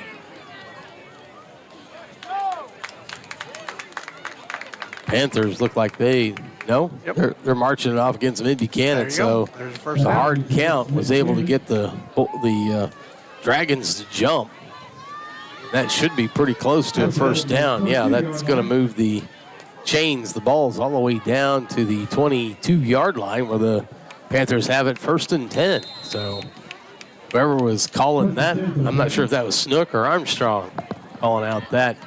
And credit to the rest of the players staying in place and not jumping, cause a 5-yard penalty for the Panthers to back them up even further. So from the 22, Panthers come up to the line. Matt over here on the far side out wide. Snook drops back, looks to Matt, going for over his head though. A little bit out of the reach here on the near side. Overthrowing by about 4 yards. Yep, just to maybe put a little more air under that one and let him run underneath it. But 2nd and 10 from the 22 now, coming up for North Platte. I'm not opposed to doing that one more time right there. I think Brendan's got him outmatched over here. I think he can take advantage of that. He had some separation, and so if you can get the pass in there, let him go get it. I think it has a high percentage of maybe being complete. Snap, this is going to be a run right up the middle, still going. Good push by the Panther offensive line down to about the 14-yard line. Panther line moving the ball. They're going to place it just past the 15. About 3 to go. Yeah, it's going to bring up 3rd down. Well, the scoreboard has 2. It's a long 2 if it's 2. Yeah. Looks almost more like 3. Ball's at the 14-yard line, it says. So packed in the backfield. Snap. Oh, no, now it drops, and they're just going to fall on it. So here we go.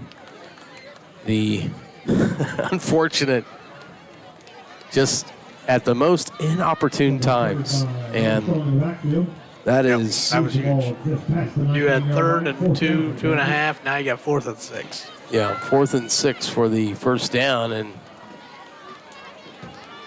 they're going to call another timeout. They may use... Yeah. And they do. They call another timeout. And that is actually the end of the 3rd quarter. So I'm not sure they did use a timeout. So we'll be back to discuss the start of the second half on North Platte Sports Radio. And we'll be back after this.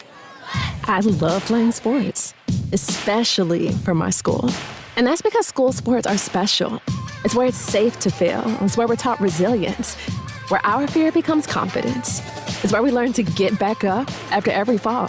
School sports are where 7.8 million students go from I can't to I can. This message presented by the MSH SAA and the Missouri Interscholastic Athletic Administrators Association.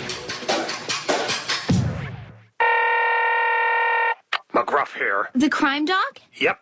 I think I'm gonna need your help.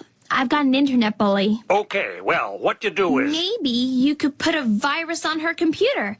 Or a tracking device. Or a bug. You don't have to do that, all you... Or maybe we could get an attack dog. You ever see those attack dogs that can, like, rip a person's arm off? Seriously. Or like a SWAT team.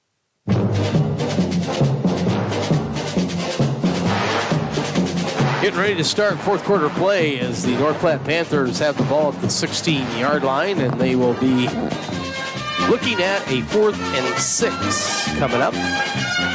need to do have a first down to continue this drive. So snap goes to Dylan Armstrong. Now hand back to Snook, and the pass is complete, but I think it's well short of the first down. I think it was McCracken out there, number 21. Number 21, McCracken, was complete. Number 5, Waginka on the stop. Waginka made the stop about the 14. About, 2 yards shy of the first down there? Yeah. So that's where Mid-Buchanan actually maybe been less than a couple of yards, because I think they had to get close to the 14 or so for the first down. So almost was there, but falls short. So all that drive for naught. Now the Dragons back at it. Give goes to the back, tries the middle. Panthers shut him down for minimal gain. Right around the 19-yard line. Picks up probably about 3 or 4. Well, I'm pretty sure you're not going to see a pass here, so overload the box right here and put some pressure on them. Run the clock. Yeah, the clock is the enemy of the Panthers. That's 5 on them. This may back Mid-Buchanan as the Panther defensive line shifted. Got one of the linemen to jump for Mid-Buchanan. Puts the ball back to the 14-yard line. Second down, about 12.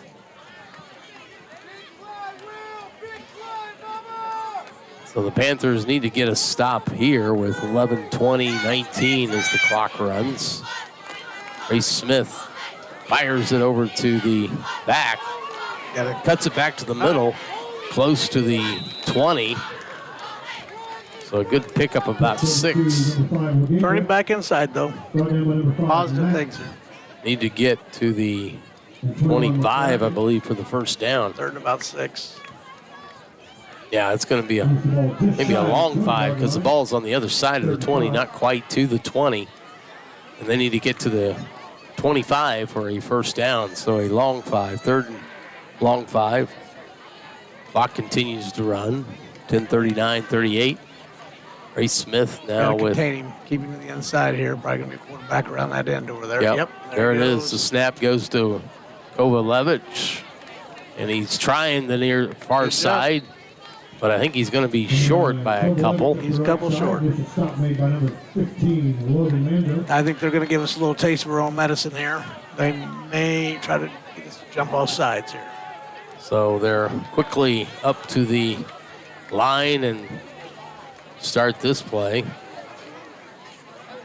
Yep.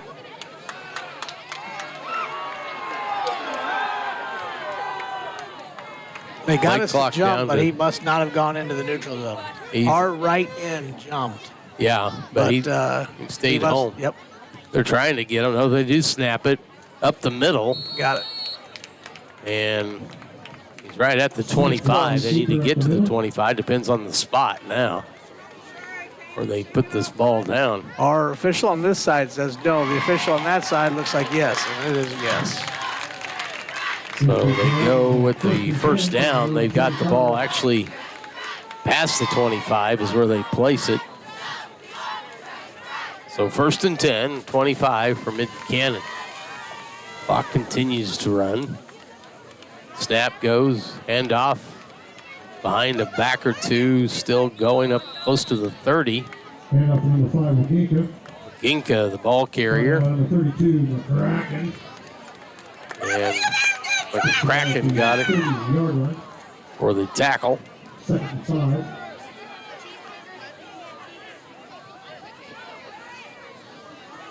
Brings up about second down, and I don't think that's more like 6 than 5. Yep. Second 6. There's 9 minutes left in the fourth quarter.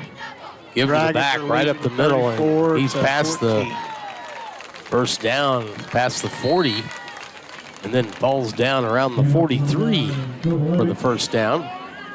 Tackled there, Armstrong in on a tackle. Cam Worthen. Armstrong with the credit. Dragons have it 1st and 10 from their own 43. Panther defense looking for a way to get a stop. How about a pick six here, Steve? I don't think they're going to throw it, though, are they? No. You're going to have to rip the ball out, maybe do the peanut punch on the ball. There's a give to the back past the 45. Waginka gets up to the 46. Picks up about 3. Bring up 2nd down and 7. Needs to get out to the 47 for a 1st down. Ball right now rests on the Mid-Buchanan 46. Snap goes back to Kovalevich, and he's wrapped up, still on his feet, fighting for yards, and then picked up and taken down. McCracken shot in there and just kind of shot right by him, though. That would have been a nice little poke on him if he would have. Yeah, if he could have got him. Yep. So maybe they give him a.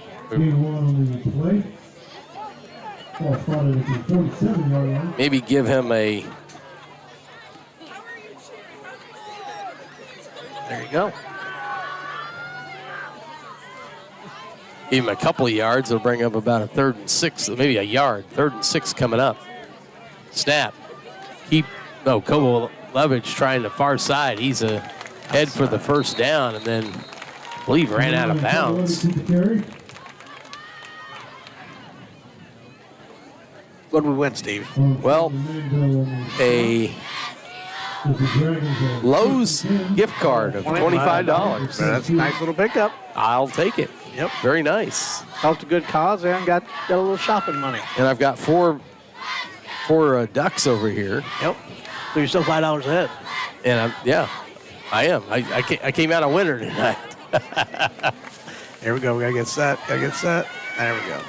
Snap goes to Kovalevich here on the near side. Gets up past the 40, dragged down about the 38. This near official has him right about just past the 48. That's where they put the ball down here on the 6:50 clock running. So this drive is eating up a lot of the clock. Panther defense unable to really get a stop. They've slowed them down, but then that could just be that the Dragons are content. There's Waginka right up the gut. Yep. And close to the 25. And that is another Mid-Buchanan 1st down. Panthers defense looking for answers to get a stop. Yeah. And the Panther defense spent a lot of time on the field tonight, Steve. They are tired. Yeah, they're going to sleep well tonight. They won't wake up happy, but I don't think many Panther fans will either, and they didn't have as much time on the field as this defense has had.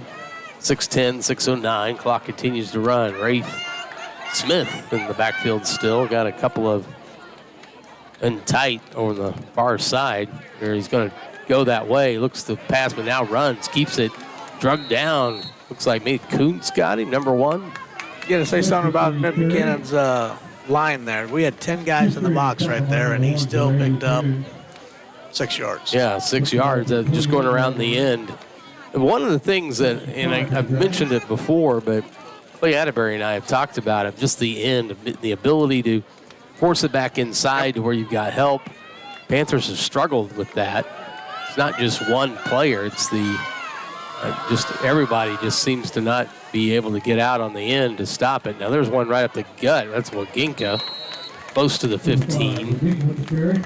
And looks like he's got a 1st down. They're moving the chains. Yeah, he's past the 15. Ball looks to be placed just past 15-yard line. 5:17 on the clock, and now it runs. Kind of a one wide out to the left. There's a give to the back, up the middle, still going on his feet. Yep. And takes him down. Looks like Waginka gets down close to the 11. We're under 5 minutes here left in the 4th quarter, 34-14. See, now on each one of these plays, they're picking up large chunks. That's close to 5 yards. Yep.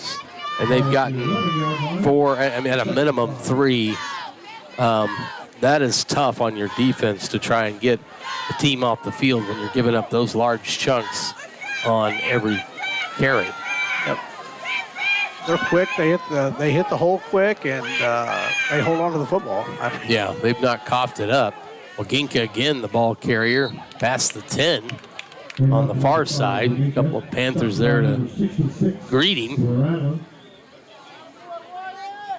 Spradlin, I think I heard Brad Johnson say, picked up a minimum, maybe about 2 yards, so that was a good limiting of the yardage, but they had 6 on or 4 on the previous play. It's going to bring them up about 3rd down and 4 from the 9. Clock's winding down. We're under 4 minutes now. Mid-Buchanan just eating it up. And Panthers really not able to do anything about it. Nope. Smith keeps it, tries it here on the near side. Past the 10, 5, and into the end zone. That should be a touchdown, and it is. So add insult to injury.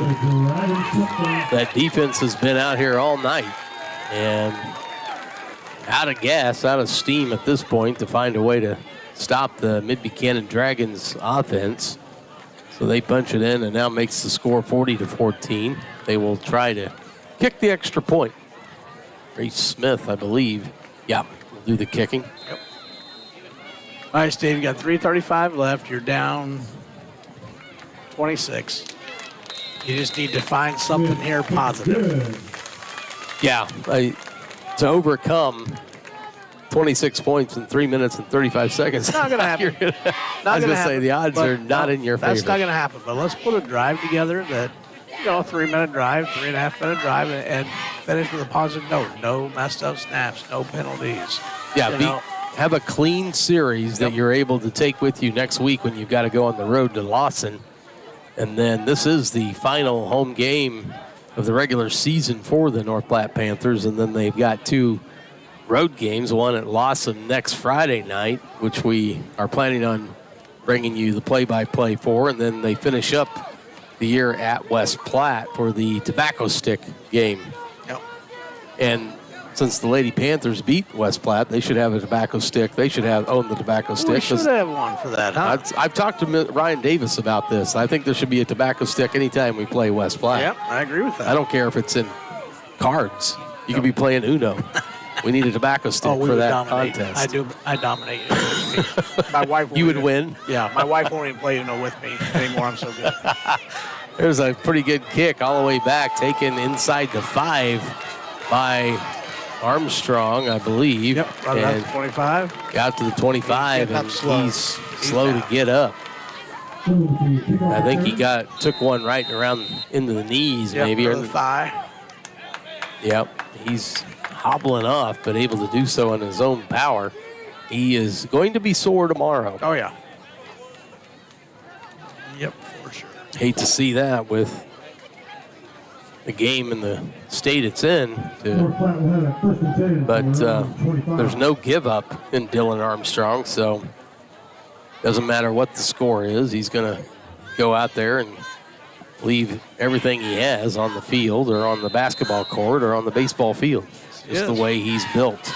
Yep. So Snook's in the shotgun. Snap goes to him. Give goes, I believe, to Logan Manville, and he's past the 25, up close to the 26, and then driven back. Only a gain of about a yard. That'll be a Blue Jay week, Steve, because we'll be in district softball. Yeah. And more than likely, unless an upset happens, we will play West Platte softball that week. What do they have the times for the game on Monday, the 21st yet? We are at 5 o'clock. 5 p.m. Okay. Yep. At Plattsburgh. At Plattsburgh versus winner of West Platte and East Buchanan. So. Okay. And as a betting man, I would say it would be West Platte. It's more than likely. I think East Buchanan's on a 42-game losing streak right now. So. There's a give to, or a pass out to Grady Coons on the far side, and he scoots up ahead enough for the first down and moves the chains and stops the clock at 2:39. That was a positive play, as we were talking about. Thing right there. You need to keep having more more of those types of plays to get out of here with something makes you feel good. Won't change the score, maybe, but or the outcome. Won't change the outcome, but it is something positive to take in and to the road on to Lawson next week. Yep. Snap back, makes the give. Snook drops back. There's a little pass just out of the reach. Number 87. Yeah, that's Hudson Buckler, just out of his touch. I wanted to say John Winkler for a minute. Yep. Or maybe Travis Kelsey. There you go. Hudson Buckler's wearing his dad's old number. His dad was 87 in high school. Very nice. That'd be Jeremy. Yep. Mr. Jeremy Buckler. We'll shout out Mr. Jeremy Buckler. Number 87. Alumni now for the North Platte Panthers. Alumni, third generation. Steve, Jeremy's dad, was a heck of a football player here as well. Yeah. There's a give to Manville. And, there's a flag comes flying in late. I don't think he's met. They're going to place it at the 35. The original line of scrimmage is the 36. Face mask. So face mask grabbed onto Manville's. See if this is a 5 or a 15. That's a great question. So let's see if he goes past the 40. He's got speed. 5, He does. And he goes 10. And 15. So we're all the way up to the 50-yard line. So a 15-yard penalty on that one. You can't tell if they're starting to shut down about 2 to 3 yards to the 5-yard mark. It's a 5-yard penalty. Got to kind of gauge it maybe. So the Panthers have it at midfield, 1st and 10. 2:16, or the clock runs. There's a snap. Snook looking deep, puts one up. He's got a man, and and he was held. That defensive back grabbed him, or Caleb Wright, and he was held on to by the defensive back, but the official did not see it.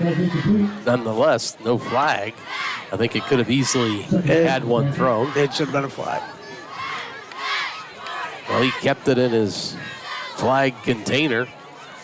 Whatever. Well, he's down here. He didn't have very good position. He's on this side of it. If anybody would have seen it, it would have been the side judge on the other side. I'm sure he was looking at the line of scrimmage here. Yeah.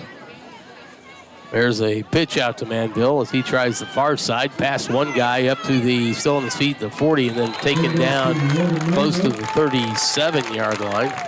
There you go. Good run. There's a first down. Clock stopped right at 2 minutes right now. Actually, they back it up to the 38. 1st and 10.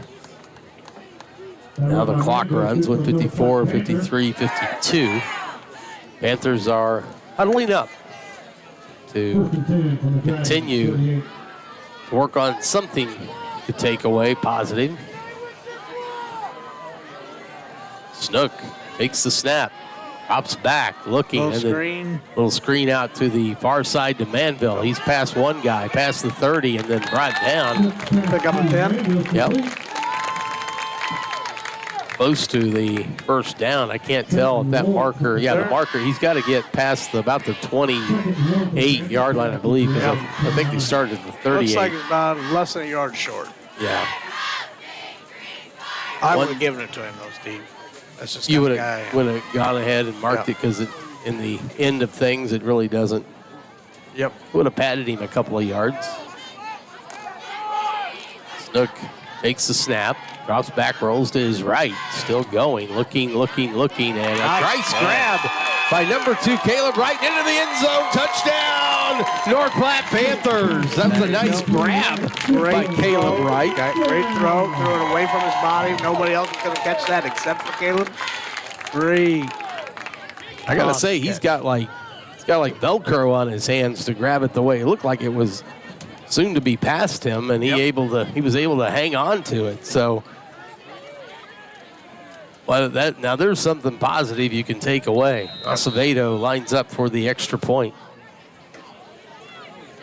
Now there's a false start, I believe, on the Panthers. That'll back them up 5 yards. Yep. False start on the Panthers.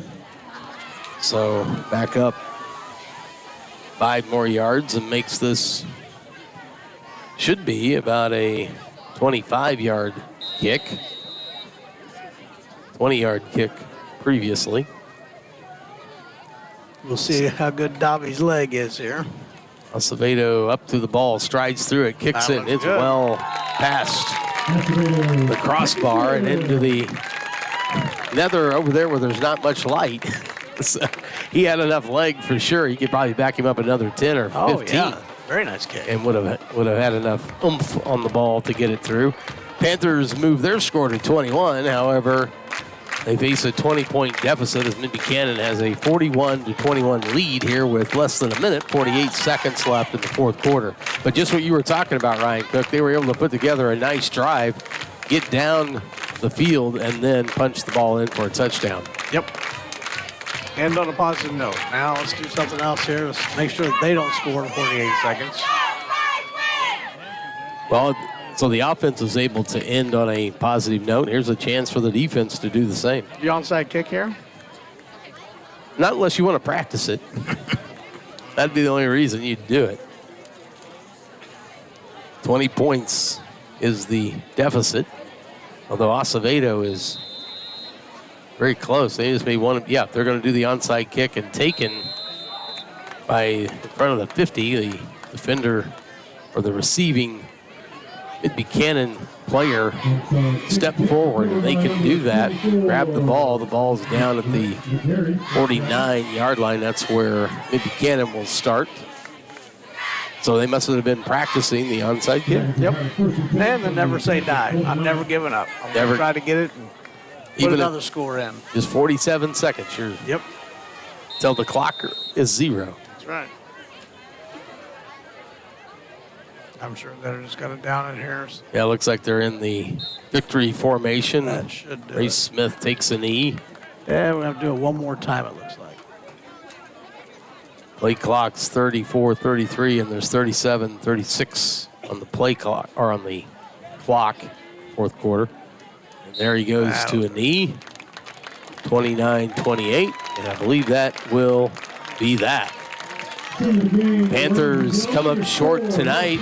A lot of miscues by the offense. The defense unable to find a consistent way to stop that Mid-Buchanan offense. And so walk away from this one, 41-21. Mr. Cook, what do you got for this one? You got to protect football. I mean, the interception on the your drive by running, and the interception there, then the 10-yard line. Yeah. That, then the fumbled snaps, those are huge. I mean, that. Well, that was a momentum killer. You take those two snaps that got away and that interception away, and you have a ball game. Yeah. Yeah. That'd be the difference. And it's the difference. Panthers, their inconsistency on the offense, really, and then the inability of the defense to get stops, to get the offense of Mid-Buchanan off the field. They were picking up, we talked about 3, 4, 5, sometimes 6 or 7 yard chunks, and they were just student body left and right. There would be 2 blockers that the back would follow and then pick up a large chunk of yardage behind those blockers. So they are getting ready to set up for the Glow Show. We will bring the audio to you for that. And then if you're on YouTube, you should be able to see it. And Mr. Cook, what is the Glow Show? Can you describe it? Well, this will be the last time that my daughter steps on the field. She was actually sad about this. Oh, was she? So we will be seeing, they'll turn the lights out.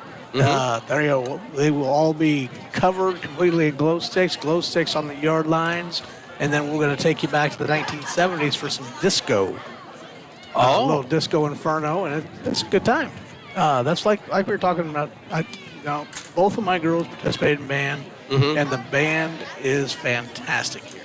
My only complaint with the band, and they sound great, but I've been trying to get Joe Fedrizzi to play me a little bit of Metallica for the last 6 years, maybe 7, 8 years. I don't know how long he's been here. Which song would he play from Metallica? He could play Enter Sandman, Fade to Black, Mm-hmm. Oh, there's just so many good ones he could throw out there. Okay. And his statement to me is always, "I don't take requests." He's not a DJ. So he doesn't take requests. He doesn't take requests. So, you know, I gotta love that answer. Lenny's on her way out. This will be her last performance on this field. But from Grace and Lenny, I never got to hear any Metallica. So you know what? I still work with Joe, so I'm going to keep hounding him. You're still gonna, you don't let that one die. I mean, that's that never say die. No. You know, maybe I can work on him for the pep band during basketball season and see if he could play some Metallica. But he'll probably tell me, much as he told you, he does not take requests. It is what it is. Hey, you can't blame him for trying. No, not at all. Not at all. So the Panthers are huddled up, as they do after every football game, as Coach Quigley talks to them. And they'll do that for a while, and the band is getting set up on the far side when we will turn all the lights out, and you'll be able to hear them perform. I guess the theme is just 70s music, or is there actually I think it's disco. I think all three songs that they'll play will be disco. Any Casey and the Sunshine Band? It is not. No. I don't think any of them are. YMCA, maybe? No, it's Village Disco People? Inferno. Okay. Yeah. I know. That one I have going sometimes. Hey, that's my favorite. That's my favorite all-time disco song. You know, well, I played it a lot. Disco Inferno. Yep. Down at the ballpark. That's one of them I go to, and then I go to the. I cannot think of it. You gotta have something with the Bee Gees. I mean, yeah, you can't say disco and not have Bee Gees. Not bad, BJ's. Which I think, and I cannot remember which one I have. I think I've got one of theirs, but there's one I cannot remember, and I don't have my the. Music with you, Staying Alive. Yeah, I've got that one. That one I usually play if the Panthers are coming up late in the game and need to have something happen in the bottom of the seventh, or play the Staying Alive.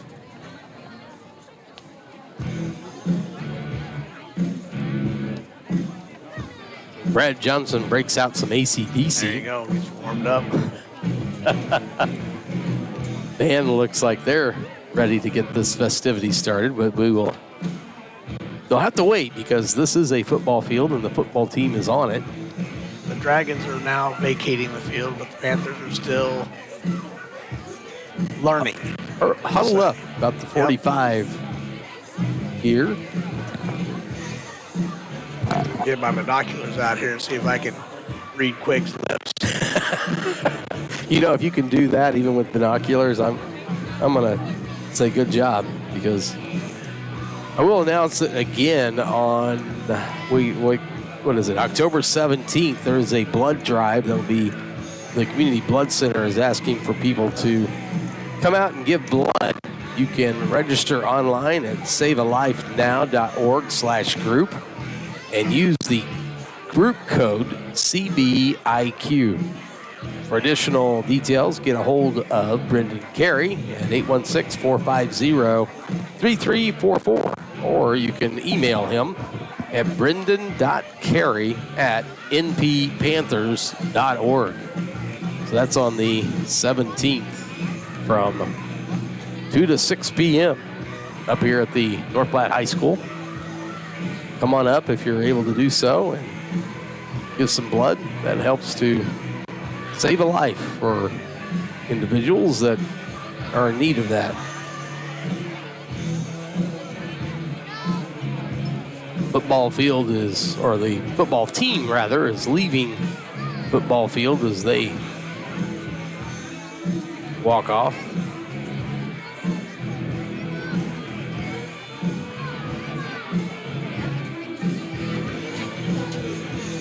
See Gus French still on crutches. So is that, I assume that could be a season-ending? It was a season-ending injury? Yeah. Yeah, that's unfortunate. Talk about a guy that never gives up. Yep. Fighter. course, if you know his dad, you understand why. Oh, yeah. For sure. Yep.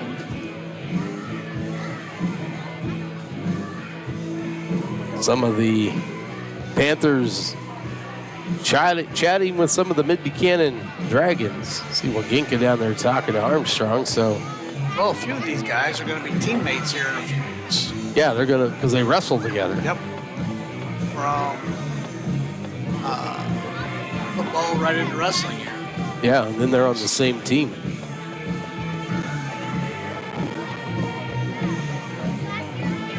Are you following scores at all, or? I have not. My signal in here is not good. Who do you have? AT&T. Oh.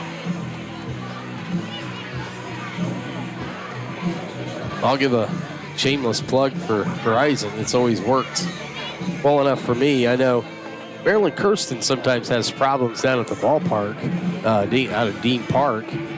I've not ever noticed it. Of course, I'm not trying to stream video. I'm just trying to stream audio.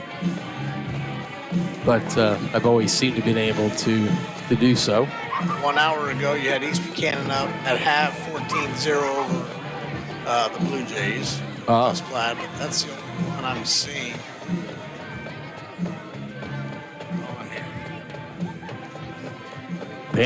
North Platte Panther marching band getting kind of warmed up. And then they'll have do they have the countdown and then they turn the lights off? Is that how I think they just flick them off? Yep, they just flick them. And I think don't they shut them off? It's the breaker is to the north side of where they flick the switch, so to speak. I really don't know. They don't give me a key to the light, Steve. Probably a good thing.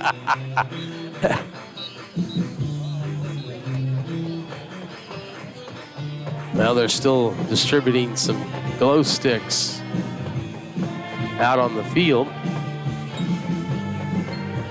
as I think preparations are nearing completion to get this one started. Yep, they'll do all the yard lines. Oh, we give a thumbs up by Joe Fedrizzi. So any moment now, the field will be doused in darkness.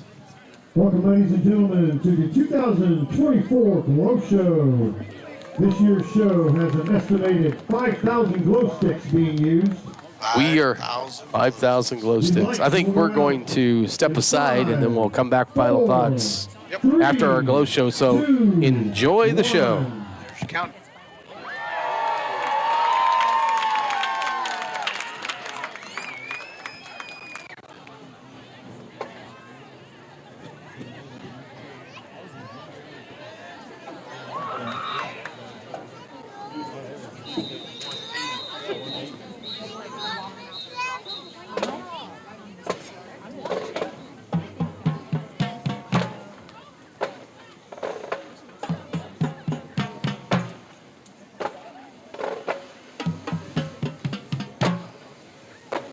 Under the direction of Senior Drum Major Cohen Rainsbarger and Junior Drum Major Elizabeth Archer, the band will take you on a journey back in time with some psychedelic funk, including all the disco hits.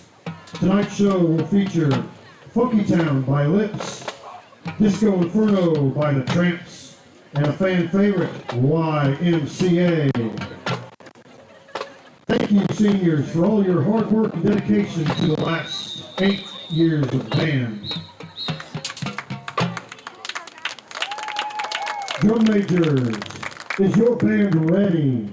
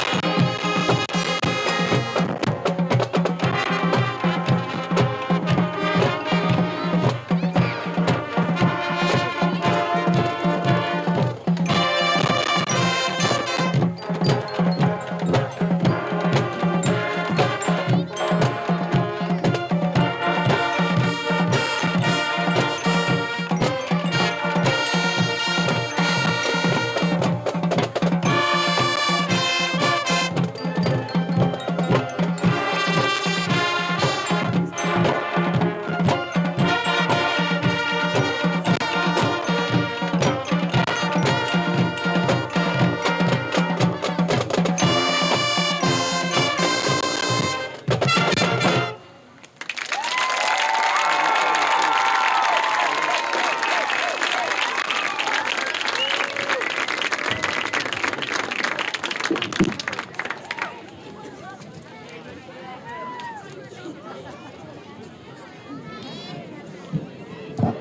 I'm wondering, is there anything, they're standing out there, is there anything left that they're going to do? Or Well, I don't know. Is there an encore performance? That's what I was wondering. Maybe some Metallica? There you go. Kind of milling about. Now they're gathering together. Ladies and gentlemen, 2024 Panther Pride Marching Band. And for those seniors, that'll be the last time they're on that football field. That is a good way to go. That was quite a performance. Yeah, this is the last regular season game. Joe Fedrizzi once again showing his prowess as a band director. Very nice job done by him. So, well, to kind of wrap things up tonight, I guess we could chalk it up to an inconsistent offense, a defense that could not find a way to get a stop. Anything else to add from your perspective, Mr. Cook? No. I mean, the penalties, I think those were minimized. You had the one personal foul that was kind of costly, but you know, in a positive direction, you don't have over 100 yards of penalties. But you just need to get those snaps down and keep pushing forward.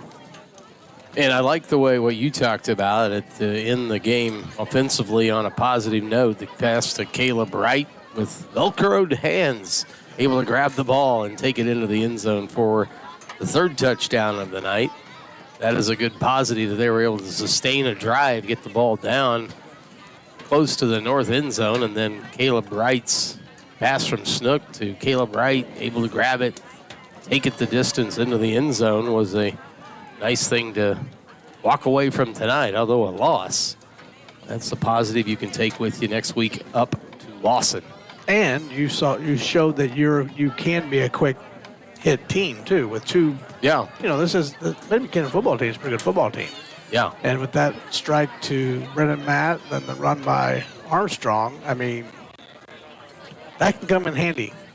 Oh, definitely. If you can do that. If you can replicate that and make that a part of your offensive arsenal, I think that is something that other teams would certainly be concerned with. Well, when you take that into Class 1 districts, yeah, it's an advantage. You know, this is, Mid-Buchanan is a Class 2 team and pretty good football team, football program altogether. So